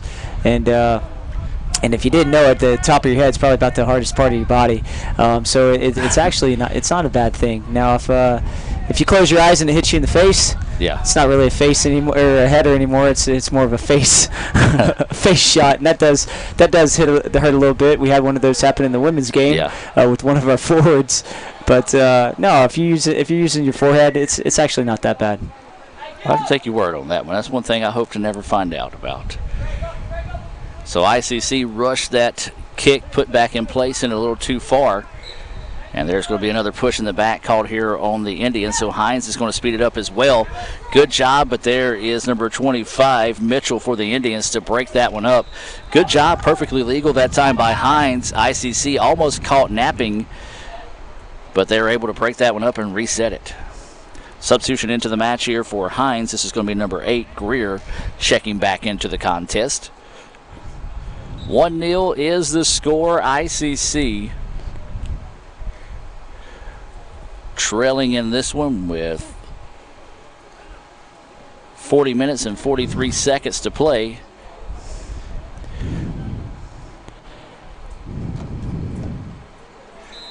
Hinds taking a little bit too much time for the umpire's liking, or the referee's liking, to get off the pitch, so he stopped the clock there. Now it's back in action. And the ball is going to be sent out of bounds. Last touch by the Indians, so a throw in here for the Eagles. Again, trying to catch the Indians napping, and they do. Well, Box came up to make a play on it that time, and the Eagles send that one home. And Coach, once again, the Eagles being aggressive on the attack, and ICC not getting back defensively. Yeah, it's just moments. I think the run of play has been in Itawamba's favor as far as possession and being on the ball. It's just these moments, these breakdowns, these quick transition moments, and even on a throw-in, just the space that was given to that forward and allowing him to run in. Credit to him, 16 for Hinds, finding the back of the net on a touch that he was able to get in between 2 center backs on. That was Joseph Cumberland with the goal. 2-0 now is the score for Hinds. Indians, they just need to find a breakthrough, see if they can find a way to put the ball in the back of the net. But it seems like every time the Indians get something going, Hinds has had a counter and found a way to get it. ICC just all out of sync today, and a large part of that, Coach, is to this tough defensive play of the Eagles. Yeah, the biggest thing is, the next 5 minutes, just see if Itawamba can stay focused. It's still 2, plenty of time. They always say 2-0 is the worst score line in soccer whenever there's enough time left on the clock, because one team will start pressing a little bit harder, trying to get the 2 goals. The other team gets a little lackadaisical, feeling confident and comfortable. So the next goal is going to be very important for this match. Whether it goes in Hinds' favor or it goes in Itawamba's favor, it's going to change the game drastically. So the Indians trying to come up and apply a little bit of pressure this time, as the ball is going to be sent back and going to be out of bounds, and they're going to say it'll be a goal kick coming up here for the Eagles. Well, now you're starting to see the Eagles be a little bit more methodical when they have the opportunities to try to eat up some time here. Even though, as you say, still a lot of time left, but still just part of that gamesmanship to see if you can just find a way to eat up that clock. Yeah, it's very much so. You'll see if a ball gets passed to the goalkeeper and it's something he can pick up, he's going to kill it at his feet and try to kill off some time. If it's a goal kick and he'll go find the furthest ball away, you will see some of these take place. Well, that time another touch in traffic by the Indians, taken away by the Eagles. Coach Lucky had somebody on the far wing. Now the Indians take it back, and there's going to be a foul called here on the Eagles, so this will be a free kick opportunity coming up here. Coach, got to make this dangerous. You do, and this is one of those areas, 25 away from goal. These are the chances that Itawamba works extremely hard on. You'll see him out in training. A large portion of what Coach Sullivan does with his team is to work on set pieces, corners, free kicks. So he's going to organize it. He'll call out a number, and he'll expect his guys to execute the way they do in practice. So the Indians trying to see if they can cut this lead in half here. There's 38-27 and counting. And now the ball is being put in play. They're going to let it go short with it, try to go around the wall, and this one's going to be deflected off the head of the Hinds player. And now the ball squirted out, and the Indians get it. Coach, that set play right there is almost indicative of how the game's gone so far for the Indians. Just not really going the way of the good guys. Yeah, the thing is here, though, Hinds has not been able to play out until this moment right now. But you're right, just the execution of it wasn't as good as what it normally is. Now here come the Eagles, and a great play that time on the part of Caden Mitchell on the tackle, coming in and breaking that one up. But again, you look at Hashi that time extremely fast, and he's one of those guys that can really break you down in a hurry in those type situations. Yeah, and Caden's come in and really controlled the back line this season. He's a freshman from Saltillo, but he doesn't play like a freshman. He has great experience at club. He had great leadership whenever he was playing with Saltillo High School, won the state championship his junior year of high school, and that leadership has just transcended into his time here at Itawamba, and he's done a phenomenal job for Coach Sullivan and his team. Coach, you're starting to see a lot of touches in traffic and some poor advancement of the ball by the Indians. Just talk about cleaning that up right now for ICC. Yeah, I think the best way to clean that up is by dropping the ball back into the back line. The space is given there. Hinds isn't worried about putting pressure on Itawamba's back line. So to clean it up, instead of forcing it forward, draw them out. Bring it back to the center backs, bring it back to the outside backs, open up the space, and then look to find channels through. We're being a little bit too direct in our play right now. See if it maybe changes. If it doesn't, I think we got a tough 35, 36 minutes left for us. That time, once again, the Indians had the free kick, but it's kicked directly to a Hinds player right now, and they quickly send it up the field.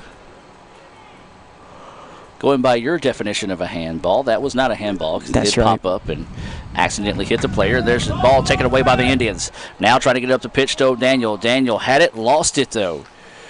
Well, that's where you want to go if you're ICC. Get those quick strikes, especially if you can find a guy like Clayton O'Daniel ahead of the pack there. And unfortunately for the Indians, though, just couldn't quite put it at the proper feet of O'Daniel.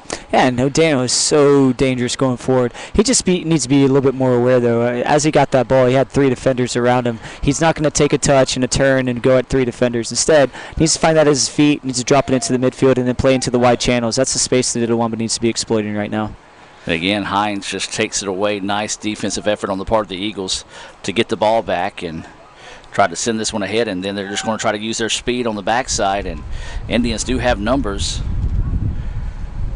And that's one thing Hinds did. Once they got that 1-0 lead, Coach, they just did a good job of laying back, taking away passing lanes, attacking lanes, covering up some of the gaps. And now here come the Eagles, seeing if they can build on this 2-0 advantage. Hashi coming in. The ball is going to be broken up, cleared out. And, a big-time break there for the Indians. I think if Greg Anderson's paying a little bit better attention to where he's at on the field at the time, would have had an opportunity to send that one home. The Indians have got to clear this thing out. Hinds just not letting them do it. Stay aggressive, and this ball's coming up. Fakes him one time, and the ball stays in, and whoa, what a big-time break there for ICC. Yeah, it's good work by Box to recover. He kind of got pulled out of position, but the way he stepped back in and got back on that ball after Anderson, number 18 for Hinds, got around him. It was a great recovery step. It looks like number 18 is shaking up on the pitch right now, maybe hopefully just cramping, as he did take an awkward step on the ball. Timeout on the pitch. We're going to take it with him and be back with more right after this. ICC trailing at 2-0 with 34-37 left in the contest.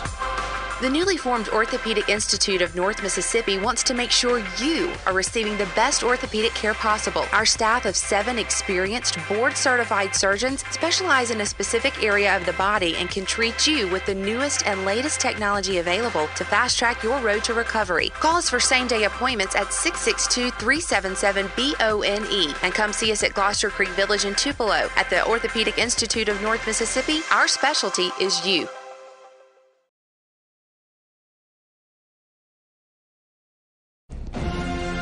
This broadcast of ICC Athletics is being brought to you by Renaissance Bank, Little Caesars, Davis Ford, the Sonic of Fulton, Tupelo Coca-Cola Bottling Works, the Orthopedic Institute of North Mississippi, First American National Bank, the ICC BSU, your Itawamba County Farm Bureau agent, Joey Cox, Cagle Eye Center, the ICC Foundation, the Bank of Okolona, and the ICC Alumni Association.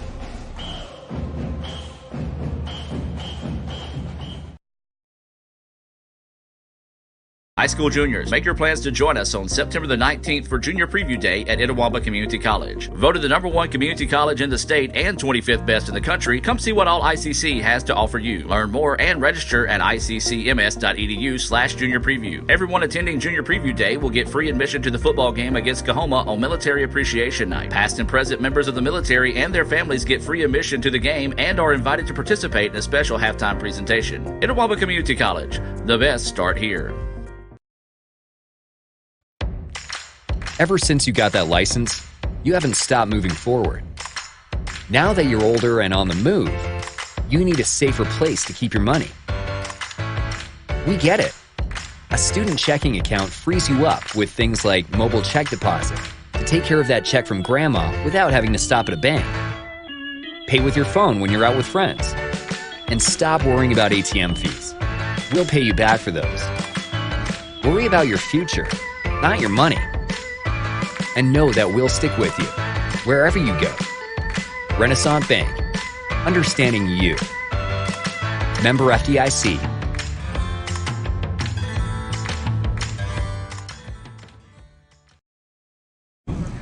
And welcome back, ladies and gentlemen, out of the what was an injury timeout. They went ahead and took the hydration break. It's 2-0 Hinds over ICC with 34 minutes and 37 seconds left to play.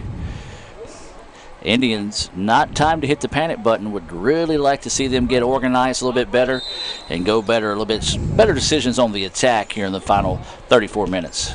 Yeah, they're going to have to be a little bit more aggressive going forward.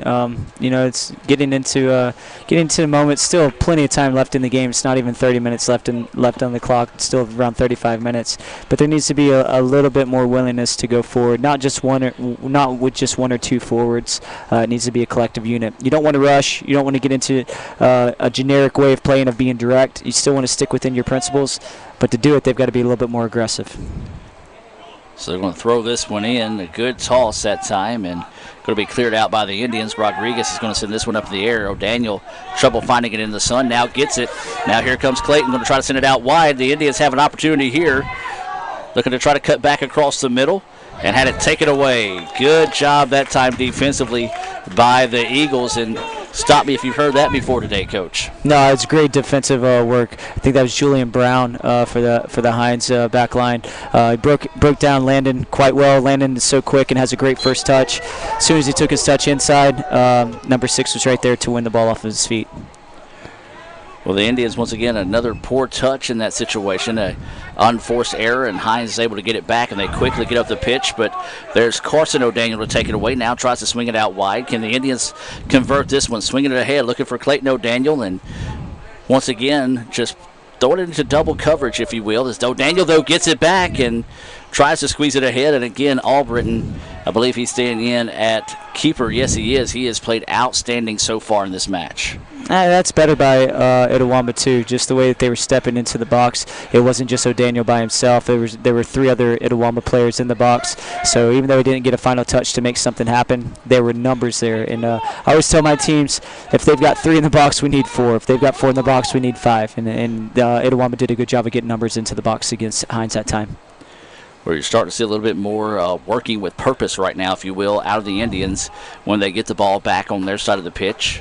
As ICC with it now. White wanting to go long. He's got an opportunity here. That one just a little bit too long, and it just seems like the Indians are just about an angle away from being able to hit those. Yeah, there's a change. touches. You can see there's better runs going through the lines now. There's more urgency, more willingness to get going forward, and this is much better out of the hydration break by the Indians coming into the remainder of the second half. Well, this one's sent down the pitch in a hurry here. And we're going to have a substitution coming in for the Indians. This will be number 5, Cade Knight, in for ICC. Also checking back in is going to be number 18, Greg Anderson, for Hinds. Good crowd still sticking around for the nightcap here between ICC and Hinds. It was a great crowd for your women's match as well. As this one's sent down the pitch, and here comes an opportunity. Rodriguez with it's going to fire, but off the side of the net. Oh, tough break for the Indians, but you like the aggressiveness out of ICC. Yeah, then this is what's getting Itawamba a little bit more successful. You can see Rodriguez, he traditionally plays as an attacking midfield player, and so now where the opportunities have been coming in is by the midfielders running through that forward line, and by him doing that, it's putting extra players against their back line, and Hinds hasn't been able to respond to it just quite yet. Tough angle for him to try to finish that. Love the aggressive nature, but if he would have tucked that back in across the 6-yard box, man, that could have been a really dangerous goal. So the throw in is scramble for it and still loose, and we're going to have a foul called here on ICC. And now they quickly put it in play, does Hinds. And the Eagles keep it in bounds, and ICC is going to send it out of bounds. Coach been very impressed with the speed of this Hinds squad. Yeah, just the physicality. That's one thing about Hinds. They're always going to be a big team, big athletic team. But the speed that they've been able to show across their lines, even in the midfield, where they're not usually as fast as what they have been in this game. I've been very impressed with their athleticism and speed. Throw this one in. It's going to be headed out that time by the Indians. Now ICC wanting to see if they can quickly get on the attack and see if they can get things in their favor. They squeeze it ahead. This is going to be Clayton O'Daniel out on the far side of the pitch, letting it settle at his feet. Now seeing what the Indians are going to do with it. Now trying to dribble it across the middle, drops it off in the middle. Now a quick touch going to the backside, and nobody there, though, for the Indians. Again, just a poor angle on the touch that time, Coach. It looked like a little trying to go back to Clayton O'Daniel, just couldn't quite find O'Daniel on the proper angle. Yeah, and just to see the way that Clayton worked to get on that ball. He made a 40-yard diagonal sprint against 3 defenders to get into that space. Held up the ball quite well, allowed numbers to get into. Lando didn't make a bad decision, but there was a player on the backside where maybe he could have just been aware, turned his hips, went back to the opposite space, the weak side space. Probably could have found an extra attacker into the box instead of trying to go right back to Clayton O'Daniel. Lando with it now. It's going to send it ahead. Rodriguez going to try to get to it. And, they're going to call a foul here on Rodriguez. I think some of the ICC players and some of the fans not liking it, but it was the hands that went up and got him, and now the referee's going to have to separate them on the play here. And we're going to have a stoppage. Like we have a yellow issued here to the Indians, and that's going to be the case. Well, things start to get a little bit chippy here, and they're going to Rodriguez is going to walk off the pitch, and the substitution coming in this case for ICC is going to be number 17, Diego, checking in. And those are those frustrations. The deeper you go in this game, the more you're going to see those for the Indians as they trail this one 2-0. But you got to play within yourself and not make those type of mental mistakes. You're absolutely right, and just the communication that Rodriguez was having back with the player after the play. That's why he got the card. It wasn't for anything physical. It was just for his retaliation, the way he was talking back to the player. So things that you got to learn. He's a freshman, not making excuses for it. And I know Coach Sullivan has some wonderful accountability exercises he gives to the guys whenever they earn yellow cards like that. I think he calls them booger bears. And so Rodriguez will have a booger bear waiting on him tomorrow at practice. Yeah, he explained that to me during the Meet the Indians Day. Yeah, I've never done one. I don't want to do one. Don't want to see anybody do one. But it's a booger. Yeah, most definitely. Throw in, taken away by Hinds. Ball's going to be deflected out, and it should be ICC ball, and yes, it is. Coach, there's 28 minutes and 30 seconds left in the contest here. Again, still a lot of time to play, but for ICC, you got to work with purpose. Yeah, and it's the weak side space that I keep seeing that we haven't been able to get that ball into the channels quickly. You can look on the far side of the field. You can see that open space, maybe even have our outside back get a little bit more advanced. They're not looking to attack. They're going to look to counter. They're going to look to counter all of these chances. And so get an outside back into the attack into the weak side space, open that up, and just get the ball moving faster than what their line can recover. And that's where you're going to be putting Hinds in vulnerability. And once again, you're seeing Hinds work methodically when they do have these long free kicks and situations to kind of think about it, eat up just maybe 10 extra seconds. May not seem a lot like a lot right now, but at the end of the day, those seconds become very valuable for the Eagles as they lead this one 2-0. ICC sends this one ahead, nobody there, so the Eagles get it right back. Send it to the middle of the pitch. Now I'm going to quickly work it up the middle, try to go on the attack against the Indians here. And then the ball's going to be deflected, and ICC is going to try to get it.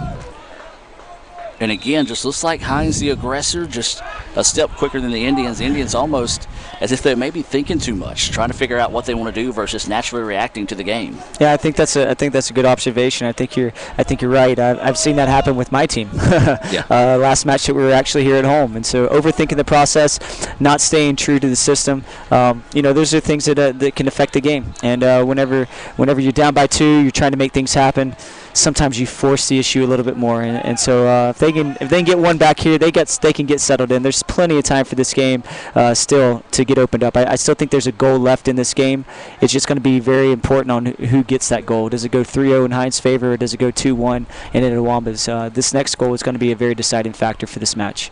Well, the Indians would love to find it on this possession here as they're going to send it up the pitch, try to squeeze it between 2 defenders, see if it's going to be a foot race. And again, great effort on the part of the Eagles as that was number 20, Morales, coming down. And we're going to have an injury timeout on the field. We'll take the break with them and be back with more right after this on the ICC Sports Network. High school juniors, make your plans to join us on September the 19th for Junior Preview Day at Itawamba Community College. Voted the #1 community college in the state and 25th best in the country, come see what all ICC has to offer you. Learn more and register at iccms.edu/junior preview. Everyone attending Junior Preview Day will get free admission to the football game against Kahoma on Military Appreciation Night. Past and present members of the military and their families get free admission to the game and are invited to participate in a special halftime presentation. Itawamba Community College, the best start here. First American National Bank is a local bank. Our 10 locations are right here in Northeast Mississippi. Banking decisions are made locally by people who live here. It's been that way for more than 50 years. Our involvement in the community is important to us. That's where our roots are. Technology, it changes daily, but our community is what keeps us together. If you like high-tech banking, we've got that too. Follow the flag to First American National Bank, from Iuka to Tupelo. This broadcast of ICC Athletics is being brought to you by Renaissance Bank, Little Caesars, Davis Ford, the Sonic of Fulton, Tupelo Coca-Cola Bottling Works, the Orthopedic Institute of North Mississippi, First American National Bank, the ICC BSU, your Itawamba County Farm Bureau agent, Joey Cox, Cagle Eye Center, the ICC Foundation, the Bank of Okolona, and the ICC Alumni Association.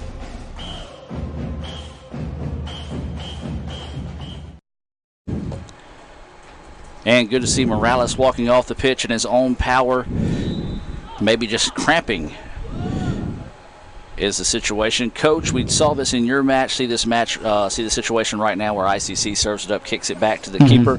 For those, again, that's not familiar with the sport, explain that. Yeah, it's just a hospitality gesture. You know, it's you were on the ball. There was a stoppage in play. Instead of maybe giving you an unfair advantage, just give the team back the ball. I would say 90% good chance here.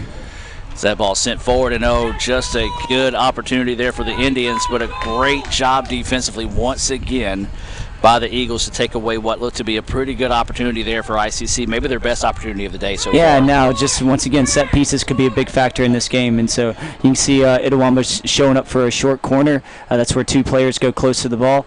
This is a chance where they can maybe have a different type of service, an in-swinger instead of maybe an out-swinger bending away from the goal. ICC trails at 2-0 as this one's sent inside. The ball's deflected, but there's still bouncing around. And again, man, the break's just beating the boys today, Coach. ICC had two opportunities at that one, a header and then also the send back over the middle. Just couldn't find a way to send it home. And the Eagles wisely send this back out wide to clear it out here. And even 25 minutes to go, ICC trailing 2-0. Trying to find a way to cut this lead in half here.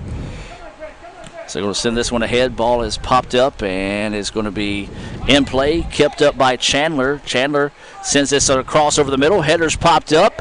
Going to try to charge in, and Albritton is there once again. Smart play by Albritton. Didn't come up and try to catch the ball. Came up and punched it, and they're going to have a break in the action with Albritton still being down on the pitch.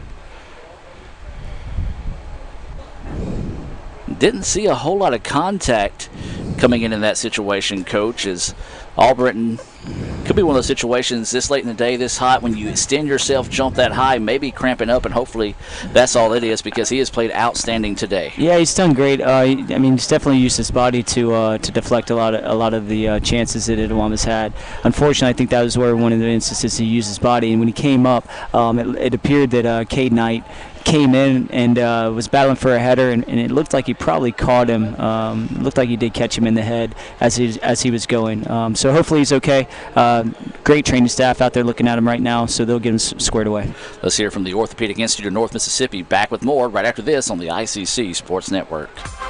The newly formed Orthopedic Institute of North Mississippi wants to make sure you are receiving the best orthopedic care possible. Our staff of 7 experienced, board-certified surgeons specialize in a specific area of the body and can treat you with the newest and latest technology available to fast-track your road to recovery. Call us for same-day appointments at 662-377-BONE and come see us at Gloucester Creek Village in Tupelo. At the Orthopedic Institute of North Mississippi, our specialty is you. Car Hop Classic for just $2.99 is the perfect 1-2 punch of flavor and value.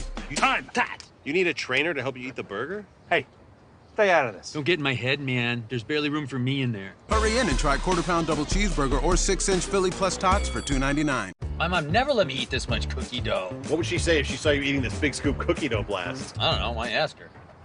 Don't tell your father. Oh, naughty, naughty. Hurry in and scoop up our new cookie dough treats. Try order ahead to get happy hour anytime.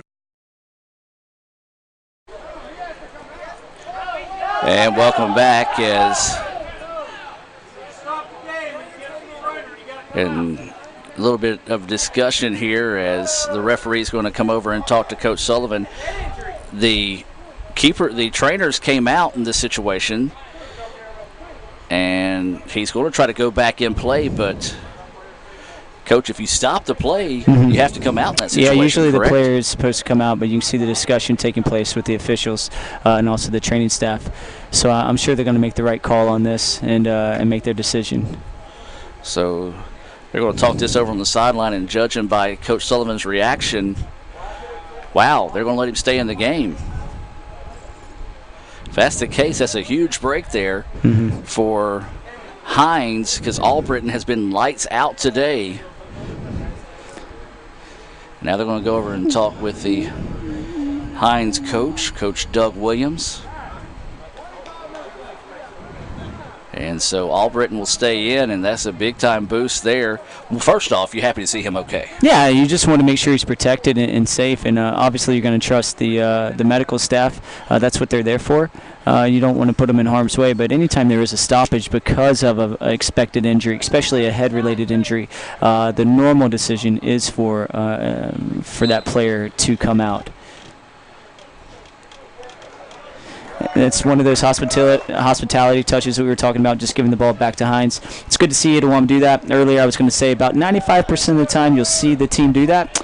I believe it was last year, maybe the year before, we were playing an away match, and we were expecting the team to give us the ball back. It was a foul and an injury. 20 yards out, and the player decided to blast it on our goalkeeper. Wow. Well, she made a great save, but I was a little surprised. We didn't set up a wall. We were expecting them to send the ball to our goalkeeper, maybe even kick it out of bounds.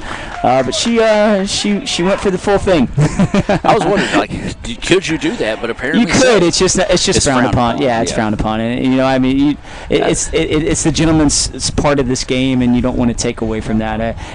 Things have already drastically changed in this game over probably the past 10 years or so.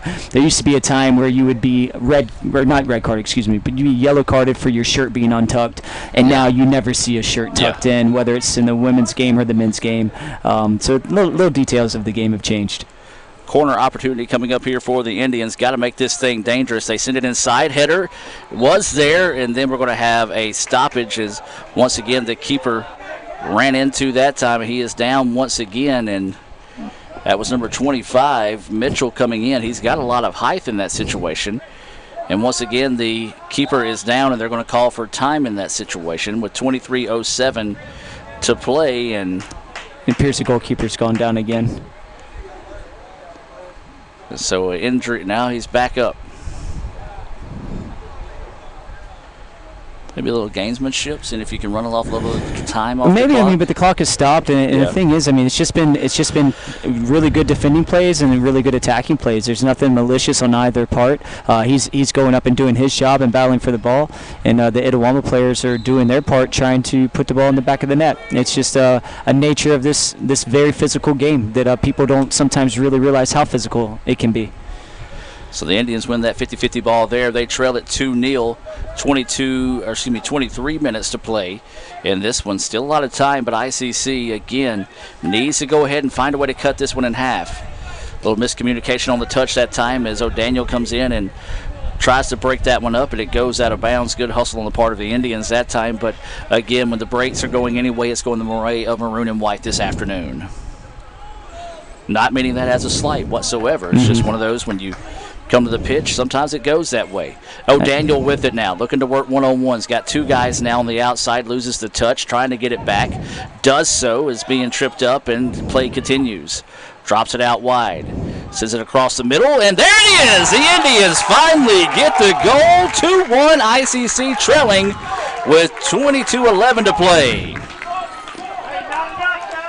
And the way it took place is fantastic. I mean, you could see back on the replay the way that Marquez is coming into the attack. This is what I was talking about with the outside channels. You got to create numbers up and spacing. When Marquez goes out wide, it allows for Lando to go inside, and that's where Lando shines. If he's close to the goal, he's going to put it on frame. So congratulations to them. They've got plenty of time to get right back into this game. So a big one there, Coach. You talked about it. The next goal was going to be the big one, and it belongs to the Indians. 22:11 to play here. 2-1 now is the goal. So now for the Indians, maybe getting a little bit of momentum on their side, see if they can find that equalizer here as we continue throughout the contest. And you always hear coaches say on the sideline next 5 minutes, but it's very truthful. Statistics show a lot of times after a goal in a game in soccer, it's so funny because we played 90 minutes of these matches, but a large time that goals are scored within matches are relatively 5 minutes in relation to one another, whether it be on one team or the other. Usually 5 minutes from one goal onto the next goals whenever it takes place. Indians back on the attack now, looking to go back post with it. There's O'Daniel trying to couldn't quite get big enough. Chandler with it, sends it on the inside, and ICC fans wanted a handball, and that was unintentional, so they say play on in this situation, and Hinds doing a good job of getting the ball back, but then there's O'Daniel. O'Daniel fires from distance, and Albritton there again. Man, Coach, I want to PG this, but he has played his butt off today. He's done phenomenal, and it was a big pickup by Hinds. He had some 4-year offers to go straight away out of high school and club, and he wanted to stay a little bit closer to home and have the opportunity to play with some of his friends, and it's a great pickup for not only Hinds but for our league. Great players within our league make our league better, and to see a player of his caliber stepping in the way he's playing, it's been really entertaining to watch today. So the Indians with a corner opportunity here. Carson O'Daniel with it now, sends it, looking to go backside with it, and it's going to be too tall that time. 2-1 now remains your score. 20 minutes and 40 seconds to play in this one. A substitution coming into the match now. This is going to be Clinic coming in for Hinds. Hinds in maroon, trimmed in white. ICC in the white, trimmed in blue. Hinds working right to left on your screen. Indians working left to right. Coming up on 20 minutes of play. 2-1 is your score. Can the Indians dig deep and find the equalizer? Still a lot of time to play in this rivalry match between the Indians and the Eagles of Hinds. If you're just now joining us, ICC won the first match of the day 6-0 as that ball goes out of bounds, and they're going to stop the clock as Box is quickly going to send this one back in. If you'd like to volunteer and be a ball person, ball boy, ball girl for the soccer teams, hit us up on Twitter at Let's Go ICC. David, I know y'all would greatly appreciate that. We would love it. We got some complimentary T-shirts. Definitely throw in a Powerade or two from the concession stand. We'd love for you to be involved in that. And we've got a yellow card here on the Eagles, so this will set up the Indians in a pretty good situation here, Coach, to see if they can find that equalizer. And that's going to be on number 8, Braylon Greer. Or is that number 6? No, excuse me, that's number 6, Julian Brown. I believe that's going to be his first card of the day. There, you got to be careful now. Don't want to pick up a second card for any of the players who's already got one today, because you want to be eligible now that you're in the heart of division play. No, absolutely not. And once again, it's a dangerous play. It's right here close to goal. And the deflection. And a quick whistle there, Coach. As the ball popped free and the referee blew the whistle. Probably a little too soon, but eventually he did corral it to reel it in that time. And ICC players obviously upset with the quick whistle there. Yeah, I think he blew it a little too quick because the ball played out of his hands, and so he was on ground in a dangerous spot. So I understand the referee making the call, but in reality, the ball wasn't around him whenever he was on the ground. And we've got another stoppage of play now here for the Indians, and this is going to be another free kick coming up. And Coach, you keep giving a team opportunities like the Hinds has ICC. Eventually, one of these are going to break through. Yeah, I feel like I should print a T-shirt. I really mentioned the next 5 minutes are most important, and you can see how the momentum of this game has changed over the past 3.5 minutes. So it's something that you just want to keep the gas pedal down. You want to keep pressure on them. They're on the back foot right now. They're being reactive and responsive, very similar to what Itawamba was doing earlier in the game, and now all the momentum has kind of turned into White's favor. So now the Indians are looking to go back post on it. This one broken up nicely by the Eagles, and it's going to be cleared out. Good job by Hinds, very patient on that. Knew that the Indians had a lot of guys in the attack and just wanted to clear this one back and see if they could get the opportunity. And there's going to be, round of applause for that one. Not a whole lot of contact, but did draw the whistle. That's a smart foul, though. Marquez felt the pressure. He felt him coming in tight. The guy was never looking to play the ball, and so whenever he did that, he earns a foul. Well, that time just a little amped up as he was looking for someone to go down the sidelines with him. Nobody did, so the unforced mental error that time by the Indians gives the ball back with 17 minutes and 55 seconds to play. 2-1 is your score. The Indians cut the lead in half, trying to find the equalizer here as we're approaching the 2-hour mark of this match, and there's going to be a foul on the Eagles. Lando Nichols scores off an assist from Marquez.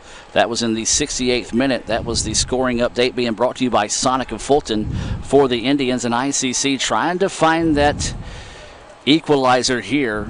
Trailing in this one 2-1 to Hinds. A crucial matchup between these two squads. Rivals. A lot of people think ICC Northeast.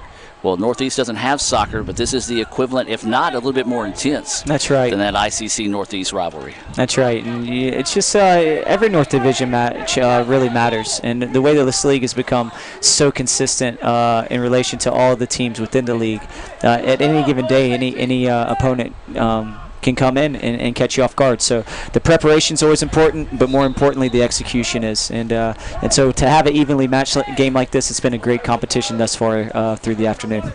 Substitutions coming into the contest for ICC. Irvin Rodriguez into the match. For Hinds is Justin Phipps into the contest. 16:23 to play here. ICC trailing 2-1. They'll have the throw in. And it is to O'Daniel. O'Daniel trying to go amongst traffic. I'll tell you what, Clayton O'Daniel, his reputation quickly follows him when he's on the pitch. If the ball's at his feet, he's going to see 2, sometimes 3 guys around him at all times. Yeah, and that's just the joys of being a sophomore in this league. Whenever you have a great freshman season, they're going to be aware of you. They're going to be ready for you for that second year. And to see him still get on the ball, still get chances, it just shows how much of a good soccer player he is and how hard he really works to make sure he can get on the ball and be dangerous for his teammates. Well, here comes the Indians on the attack. They've got numbers on the opposite side of the pitch. They go across the middle, fires it in, and the Indians have tied it up. Big time transition there in the attack for the Indians. Coach, let's watch this. This was a thing of beauty. Hinds did not react. You'll see them react late here in transition. ICC got the advantage, and they go up and tie this one at 2. And it's just the run there also by Rodriguez as a midfielder getting in, making his run through the forward line. Sometimes midfielders feel like they got to stay behind the forwards, and sometimes they feel like they got to stay ahead of the defenders. But to break the lines, to get extra numbers into the attack, that's really where you get those breakdowns at the back line. I've said it before, I'll say it again. Next 5 minutes are really, really important for this match. We've got a yellow card handed out for the Indians, number 15 for ICC. That is going to be Marquez. And we got another yellow card handed out here for Hinds. That is going to be Braylon Greer. And it's one of those, the referee he's ready to go home because he is handing out yellows left and right. And now going to talk things over here with another ICC player. If you're an ICC player or a Hinds player, you get your definition and walk away because you can just tell by his mannerisms right now, Coach. He's pissed off. Yeah, sorry. No, you're absolutely right, and he's trying to control the game, and this goes back to Hinds felt like, hey, we're good, we're at 2, and now the game is tied and it's restarted, and the momentum and the energy is all in Itawama's favor, and so you never want 18, 19-year-old hotheads to dictate something. You want it to be a good match, you want it to be a fair match, but you also want it to be a fair, a safe match, I guess is the word. So you don't want him to do anything that's going to put any of the teams in harm's way. So he's just trying to control it, and he's doing a good job of that. So 2-2 now is the score. There's 15:40 remaining in the match. The referee is getting everybody on the same page here. They've talked to both coaches, all the all right, AR, is that right? That's right. Hey, side one thing I've learned this year. That's right. We added every year. You learn something. I think last year it was toss-ins. We turned it into throw-ins. This year it's the AR. They really appreciate when you say, "Hey, little guy." They really like that. So if you don't want to refer to him as the AR, you can refer to him as, "Hey, little guy." You're trying to get me thrown out. So now a whole new ball game. 2-2 is the score. ICC has rallied back to tie this one. Now Hinds quickly trying to answer on the other end. And a great job hustling down the pitch that time by the Indians, as that was Garrett Mills. And Coach, hearing a whole new life out of this Indian dugout next to us. It is, and this is so interesting. That's what makes soccer such a special sport, because it's a game of moments. There were moments where we were being lulled to sleep by the way Itawamba was attacking, and we were being lulled to sleep by the way that Hinds was defending. Both were okay, but not quite good enough. Now that you've seen the tides have turned, Itawamba has a little bit more energy. I've said it before, say it again. Next goal is going to be super important. And that was we definitely didn't want that one to take place. Yeah, that one nearly was an own goal by the Indians, as it was a great save there by Box. And now here comes ICC, sprinting it down the pitch, and this is going to be Rodriguez with a chance. Rodriguez lets it come to his feet. He's going to pop it up, puts it to the backside, and just wide. Looking to go back post, and Rodriguez knows he misses a golden opportunity there. He did. Maybe a little too flashy, with Albritton coming out the way he has all game long. It made him second guess his touch. You could see he tried to hit it with the outside of his right foot. Probably would have been better suited if he hits it with the inside of his left, or at least maybe takes a touch and then sets up for the next finish with his right. But he'll get another opportunity. I'm sure he'll do a lot better next time he gets a chance. We've got 14 minutes remaining in the contest. 2-2 is your score. This has been an instant classic between two rivals here this evening in Fulton. Who's going to dig deep and find a way to win it? Is 14 minutes enough time to decide who wants to win it? We'll find out. Don't go anywhere, folks, as business starting to pick up here in Fulton. Hinds will simply touch this one forward. ICC comes up and breaks that one up. Yeah, Good heads-up play. Decision. Yeah, it wasn't the smartest decision to maybe play something fancy out of the back whenever all your players are already into the attack. But good recovery by Hinds. They're safe now, but it could have been a very dangerous play on their part. This ball sent ahead, and Box goes up and gets it. Incidental contact between Box and the player from Hinds, and now you're starting to see these two teams lock in.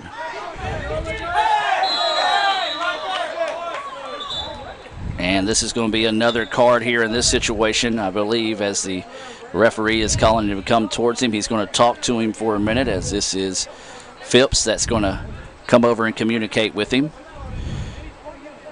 Well, he's not going to hand out the yellow card in that situation, but he talked to him for quite a while. And now he's going to go talk to Rodriguez. Rodriguez is trying to walk away from the referee, but the referee was walking with him. Rodriguez gave him a thumbs up, shook his head, he was okay, and referee just stuck with him. Now the ball sent ahead, just a little bit too tall for Irvin to get to, and an easy scoop up that time on the part of Albritton. 2-2 your score, 12.5 to play. This ball sent ahead, loose on the pitch. It should be controlled by Hinds. And no, he lost it out of bounds. Hashi just could not get to it quick enough that time, and I think you're starting to see Hinds wear down a little bit. They had those quicker steps, but there's Hashi coming back to take the advantage, and now it's going to be a foul whistled here on Hinds. Who's got enough left in the tank? Gut check time for both these teams, Coach. Yeah, it certainly is. In the early North Division battle, that's exactly what's taking place. It's not even really too much of tactics anymore. It's just a lot of energy. And you can see that the energy is a little bit in the favor of Itawamba right now, so maybe they can just keep that going. Carson O'Daniel had it for a moment, then taken away back by Hinds and trying to get a little too fancy with the touch. ICC gets it back now over the middle. Rodriguez tries to send it outside, and just a little bit too much on that one that time, as it was intended for Lando, and it goes out of bounds. And you can even see Rodriguez there. He pats his chest and says, hey, that's my bad. I mean, where he hit the ball and the flashiness he tried to have behind his back, you know, it wasn't necessarily needed. He could have taken the settling touch, played to the opposite side, and then the attack. But that's his flash. That's what he's good at, and so you don't want to take that away from a player. Good idea by Rodriguez that time, but an even better defensive play on the part of Hinds to take that one away. The Indians, though, get it back at midfield. 11 minutes to play. Tries to send it across the middle. This is going to be cleared out, and we'll head towards the side, and is it going to bounce in? There is a fan that's going to try to run it down before it gets in Firewater Creek, and he does. What a touch. Nice job over there by that fan. Keeping it in play. Substitution coming into the match. This is going to be Boyd back in for the Indians. Are they going to send in both? Yes, they are. Number 25. Mitchell also coming back in for ICC.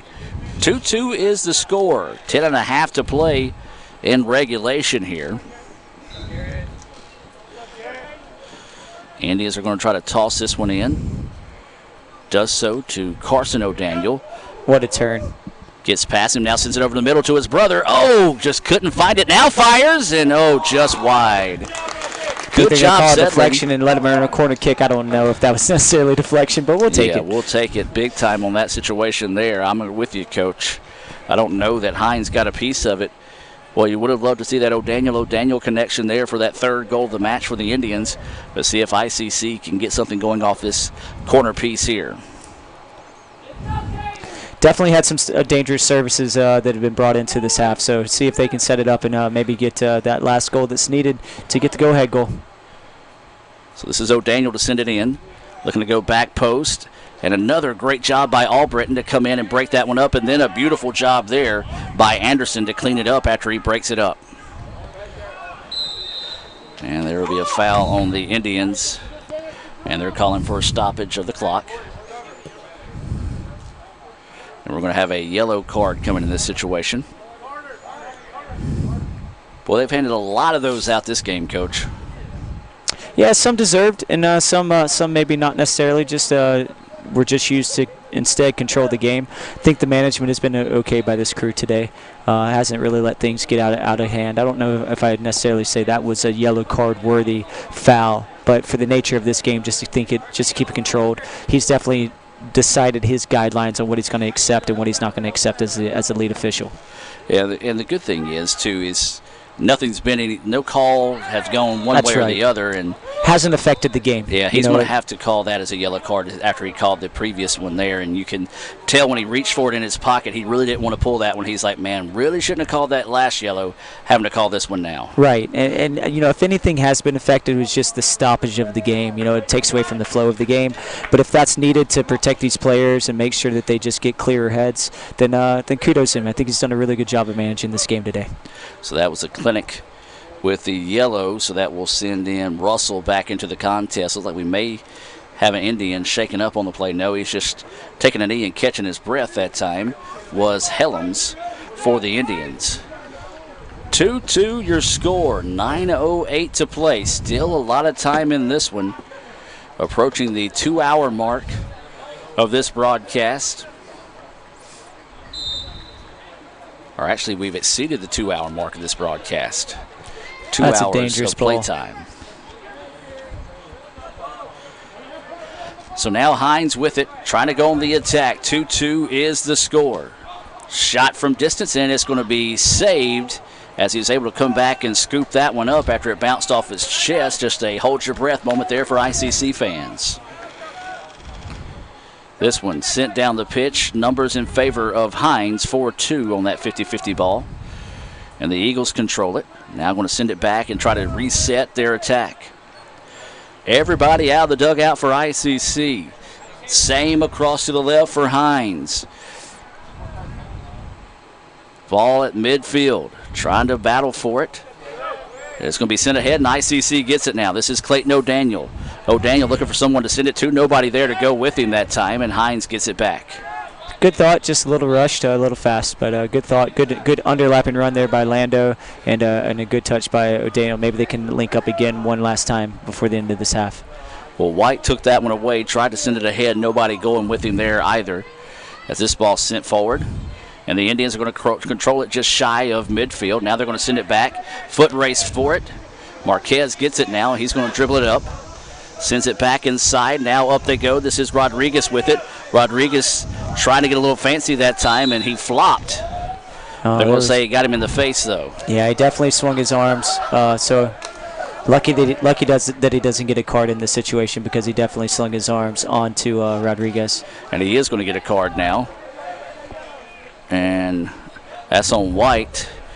And that's going to be his second. And then he's gone. That's his second yellow, so it leads to his red.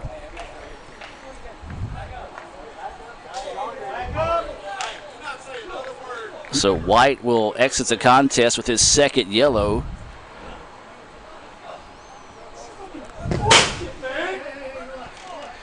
And hopefully what he said did not come across the broadcast. If so, I apologize for those that might have heard that.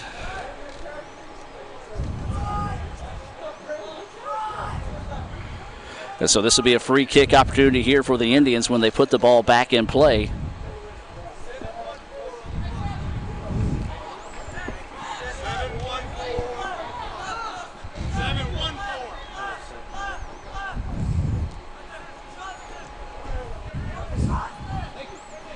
So resetting the clock to 7 minutes and 14 seconds.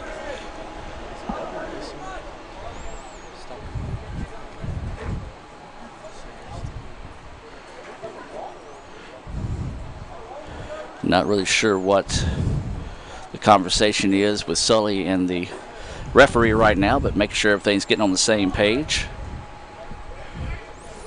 Coach, great opportunity here for the Indians. If they can make this thing dangerous, see if they can take their first lead of the evening. Absolutely. Now playing the numbers up, playing 10 v 11, that is going to be a factor, especially the way that 25 has been able to play across the back line for Hinds. It's a transfer from Pearl River Community College. I believe he played outside as an outside mid for them, but he's been a great asset to Hinds all game in this game, playing as a center back. So it's a shame that he lost his head. It's a shame that he earned that yellow, but it was earned in the way that he did it, and maybe he can learn from it. They're looking to go back post. It was broken up by Albritton again, so this will be a corner piece coming up for the Indians. We keep talking about Albritton. He has played outstanding in this contest. He has definitely the man of the match for Hinds in this game, and may end up being the man of the match depending on where this game goes. If it ends in a tie, I think you could certainly credit him for a large portion of that staying 2-2. Brown in for Hinds, Knight in for the Indians. 7:01 to play in the contest. Corner piece coming up here for the Indians.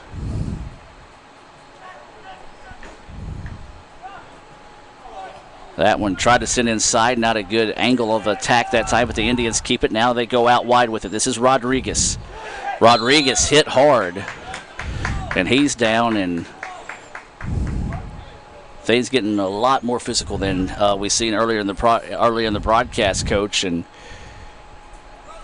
yeah, definitely could have warranted another card. I hate to say it, but there's not too much control that's taking place by Hinds the way they're coming in on their tackles. It's a little malicious. Rodriguez now going to pop this one up. Sends the header. Is it going to get in? No, it's off the post. No, excuse me, it was deflected. And Albritton coming in again. Well, that kid right there has earned his ice bath today. He definitely has. I believe if they're anything like us on travel dates, they've got a wonderful boxed lunch that's waiting on him once he gets back into the bus. He's certainly earned that cookie and Snickers bar. So absolutely. That ball's going to be sent long, and it's going to go out of bounds. Inside 6 minutes to play. 2-2 is your score.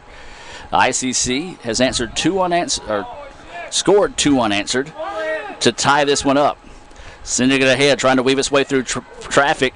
Rodriguez lost control of it, and Hinds gets it back now. They say play on after the contact. Now here come the Eagles. Oh, great job that time by White, but then a good hustle on the part of Rimmer to get it back for the Eagles. And this is a game, the last 5 minutes, I think, is just going to turn into wide open back and forth. You can see there's not really a lot of organization as much as what Hinds had earlier in the game. It's just a lot of back and forth, and I think the midfield for either team could really win this game. So 5 minutes to play. 5 minutes left in the contest. Come on, boys, let's go. 5 minutes left. Now it's really gut check time. You take a look at the Indians. You take a look at the Eagles. Everybody hands on, tugging their shorts, trying to find a way to catch that extra breath. Who's got it? Conditioning during those hot summer days. This is where they pay off here. Trying to go over the top. Chandler streaking down the left side. Keeps possession, gets by his guy. Fires it over the middle. Shot is going to be wide. Oh, Coach, a great opportunity there for the Indians, but unfortunately that time Lando couldn't send it home. Yeah, it's a great counter moment. Just catching O'Daniel out there on the outside by himself, and first touch he gets to open up space. Lando wide open on the backside. Probably didn't need to rush it quite as fast as what he did. He didn't let it cross over his body, hit it with his left foot, and just kicked it out of bounds. So there's going to be more chances like this, probably even before the end of this game. I doubt it'll even be overtime before there'll be another at least one chance or two chances like that. Both teams sending in number 16 for ICC. Boyd for Hinds is Cumberland into the contest.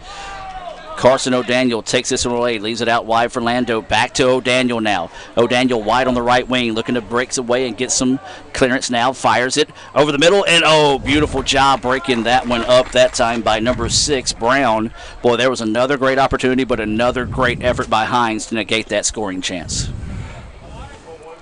So it'll be a corner opportunity coming up here for the Indians. 2-2 is your score. 3:40 and counting. Going to let it go short with it.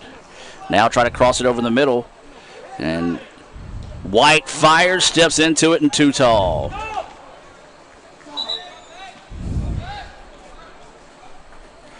Substitution into the match here. This is going to be number 17, Layton, for Hinds. And I think you're starting to see these coaches just trying to get anybody who's got anything left in the tank back on the pitch right now. Yeah, you definitely see that. And a little surprised with Hinds. They haven't really changed too much of their tactics. Now that they're a player down, you would have thought they would have maybe adjust and maybe dropped one of their forwards a little bit deeper.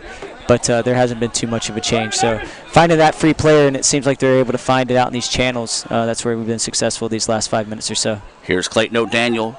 Sends it across the middle, and that one, his leg failed him just a little bit too soon that time. Cade Knight, again, Coach, I think you're seeing these guys kind of rush these attacks. Absolutely. One of those that he could have had a better step into the ball. Absolutely, and just that it comes down to awareness on the field and awareness of your situation.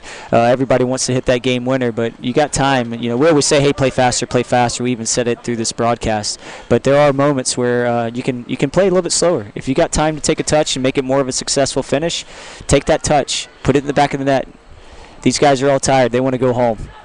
50-50 ball won by the Indians. There's 2 minutes and 26 seconds left here in regulation. 2-2 is the score. Here come the Indians. Marquez with it, trying to work 1v1 on the right side. Fires it across the middle. Nicely broken up, and there's O'Daniel, and it gets in! The Indians take a 3-2 lead. Just a good job hanging around, being in the right spot, the right time for ICC. Just tenacious, and you can see Marquez, he's been working this right side all game, just getting up, and as he gets around the defender, he sends in a good ball. 50-50 comes in, and whenever it's falling at the 12 or the PK spot, it's so nice whenever you can get a finish like that. So well earned on Itawamba. Now they just got to wrap up the last 2 minutes of this match. Well, that's the key part of it right there, Coach. We've seen it a lot of times, teams able to strike quickly because other teams are not really focused defensively off this reset. So right now, if you're ICC, don't worry about that. TCB and finish this thing out. That's right. So Hinds is going to send this one back. 2 minutes and 8 seconds. ICC takes their first lead of the evening at 3-2. Hinds with the ball now, looking to go to work. They've got to go on the attack. Ball broken up. This is Carson O'Daniel who steps in front of it, leaves it out wide now. If you're ICC, go ahead and see if you can find that fourth goal to put this thing away. Instead, they try to send it forward. Nobody going with them for the Indians. All right, ICC, man-up opportunity. Coach, take us through this from the coach's point of view. Yeah, so what you're going to see with Itawamba these last minute and a half is just sitting back, not necessarily sitting back and waiting, but just sitting back and being organized. You want your back four to be tight and compact. You want your midfield to be organized so there's no real channels to pass through. And we'll leave probably one forward just up top with O'Daniel, where if it gets to his feet, go to the channels, run outside, kill off the game, maybe even deflect it off of a Hinds player, and just let the clock take care of the rest of the game. Well, ICC sends the substitution in with 1:21 left, so that will stop the clock. Into the contest for the Indians, Brian Huckabee and Clayton O'Daniel checking out, and to a round of applause from his teammates, rightfully so, as he gets the go-ahead goal here. 3-2, ICC with the lead, 1:21 to play. Indians going to send this one up the pitch to Huckabee. Huckabee slips past his defender, trying to go on the attack, still on his feet here. Fires it across, and it's going to be saved. Nicely done by Huckabee, who just checked into the contest. Had a chance to make that thing dangerous, but Albritton there again. Yeah, credit to Huckabee getting around his defender. A minute left to go. He wants to go and get a goal. He could have maybe even taken over to the corner, killed off a few more seconds, but his work rate's going to be great, and he's coming in with fresh legs, and he's given a great last 2 minutes of effort for Itawamba. So now Hinds with it. There's 45 seconds to play. Here they go on the attack, trying to find the equalizer. 3-2, ICC with the lead. They send it inside, and there's Box coming up and making the play.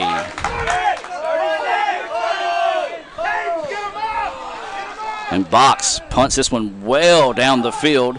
Still free, and this one's sent ahead here, but Albritton's going to clear this one out. 23 seconds. Hinds has got possession. They trail it 3-2. They've got to work with purpose now. Make it 15 seconds.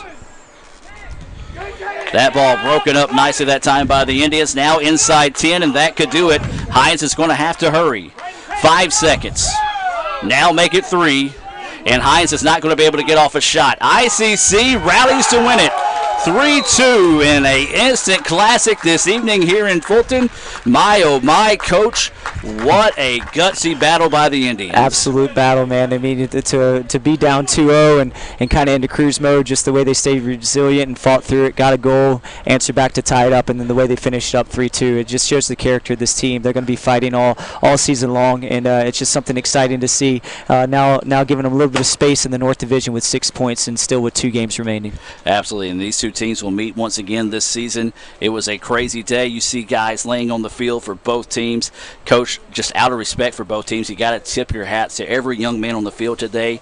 They played it, and they left it all out there. Absolutely, man. It's just a great effort. It's as a neutral party, trying to do the broadcast, we certainly never want to take sides, but we always are in Itawamba's favor a little bit. But it was a good match today. It was a good match to watch both teams, and to see the character of both teams now with high fives and handshakes, just saying good game. It shows what this rivalry has meant to one another over the past few seasons with Coach Sullivan and Coach Williams. Dr. Jay Allen checking in, saying big win for the women, big win for the guys, as he was able to watch that one on its way. And looks like somebody actually got a yellow on the way out of the pitch. Can you do that? You can.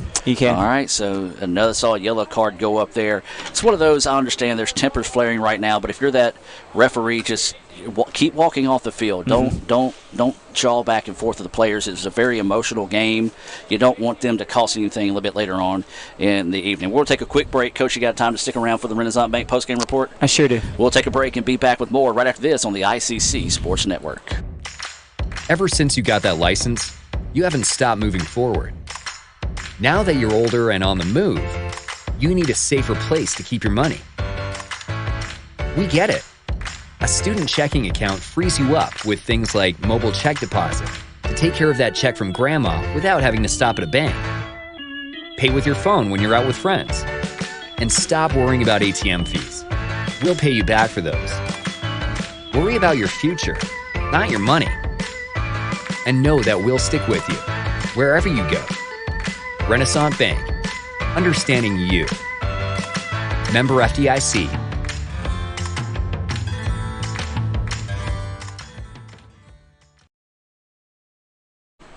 And welcome back to the Renaissance Bank postgame report. A instant classic this evening in Fulton as ICC scores 3 unanswered goals to rally to win it 3-2 here over rival Hinds and stay undefeated. ICC 4-0, 2-0 in the North. Hinds goes 1-2-0, 1-1 in the North as well. And Coach, just your thoughts on the game, and of course these thoughts being brought to you by Little Caesars here in Fulton. Yeah, I thought the execution of what Itawamba's been doing all season long with the way they've been moving the ball through the game was good. There were moments that lagged at times. There were moments that went a little slow. But to see them stay consistent to what they've been doing all season long, there were no tactical changes. I think that's a great credit to the faith that Coach Sullivan has in his players, and more importantly, the faith that the players have into the system. And so to see them fight back and get 3 goals off of what they know they're capable of doing, it was a great result for Itawamba. And then just the resiliency of them, to see the way that they fought back. That's something that's going to be needed in this league. This is the amount of games that you cover in all the sports that go across MACJC. This is a competitive league, and not every day goes your way, but you got to grind it out and you got to find a way to get a win, and that was something that took place. And for this team to go as far as they want to this year and the expectations they have for themselves, it's going to take effort like that to have it be accomplished. Let's take a look at some Sonic scoring update for today's match. ICC, as we said, wins it 3-2 here over Hinds to complete the sweep, by the way. That's right. Women win 6-0. ICC finds a way to win it 3-2. It was the first goal of the match coming your way in the 9th minute by Hinds. And that was the score at halftime, 1-0 Hinds. Then Hinds comes back in the 50th minute, take a 2-0 lead. And that's where we went all the way through the 66th minute. Then Lando Nichols scored off an assist from David Marquez to make it 2-1 in the 68th minute. And then Irvin Rodriguez net the equalizer off an assist from Carter Chandler. That was in the 75th minute. And then Clayton O'Daniel scores off an assist from Marquez in the 88th minute for ICC to pick up the 3-2 win. Coach, it's always a good day to be an ICC Indian, but when you can sweep your rivals in soccer. It makes it a little extra special. Your final Always thoughts on a the little day. bit sweeter when you get a sweep, and so it's going to be a nice night here in Fulton, Mississippi. These guys and these gals will enjoy this victory, and we certainly are proud of them for it. We'll come back tomorrow morning at 6 a.m. with the women's team. They'll come back tomorrow afternoon, and we'll get ready to get focused in on East Central for Friday. But congratulations to both teams. Well deserved on both of them, and just a great day here in Fulton. Lady Indians win it 6-0. The Indians complete the sweep with a 3-2 victory in the nightcap. For David Strother, Mike Sullivan, Raphael Henry, Lee Adams, I'm Adam Gore saying good night. Have a blessed evening, and as always, Roll Tribe. Ever since you got that license, you haven't stopped moving forward. Now that you're older and on the move, you need a safer place to keep your money. We get it. A student checking account frees you up with things like mobile check deposit to take care of that check from grandma without having to stop at a bank. Pay with your phone when you're out with friends. And stop worrying about ATM fees. We'll pay you back for those. Worry about your future, not your money.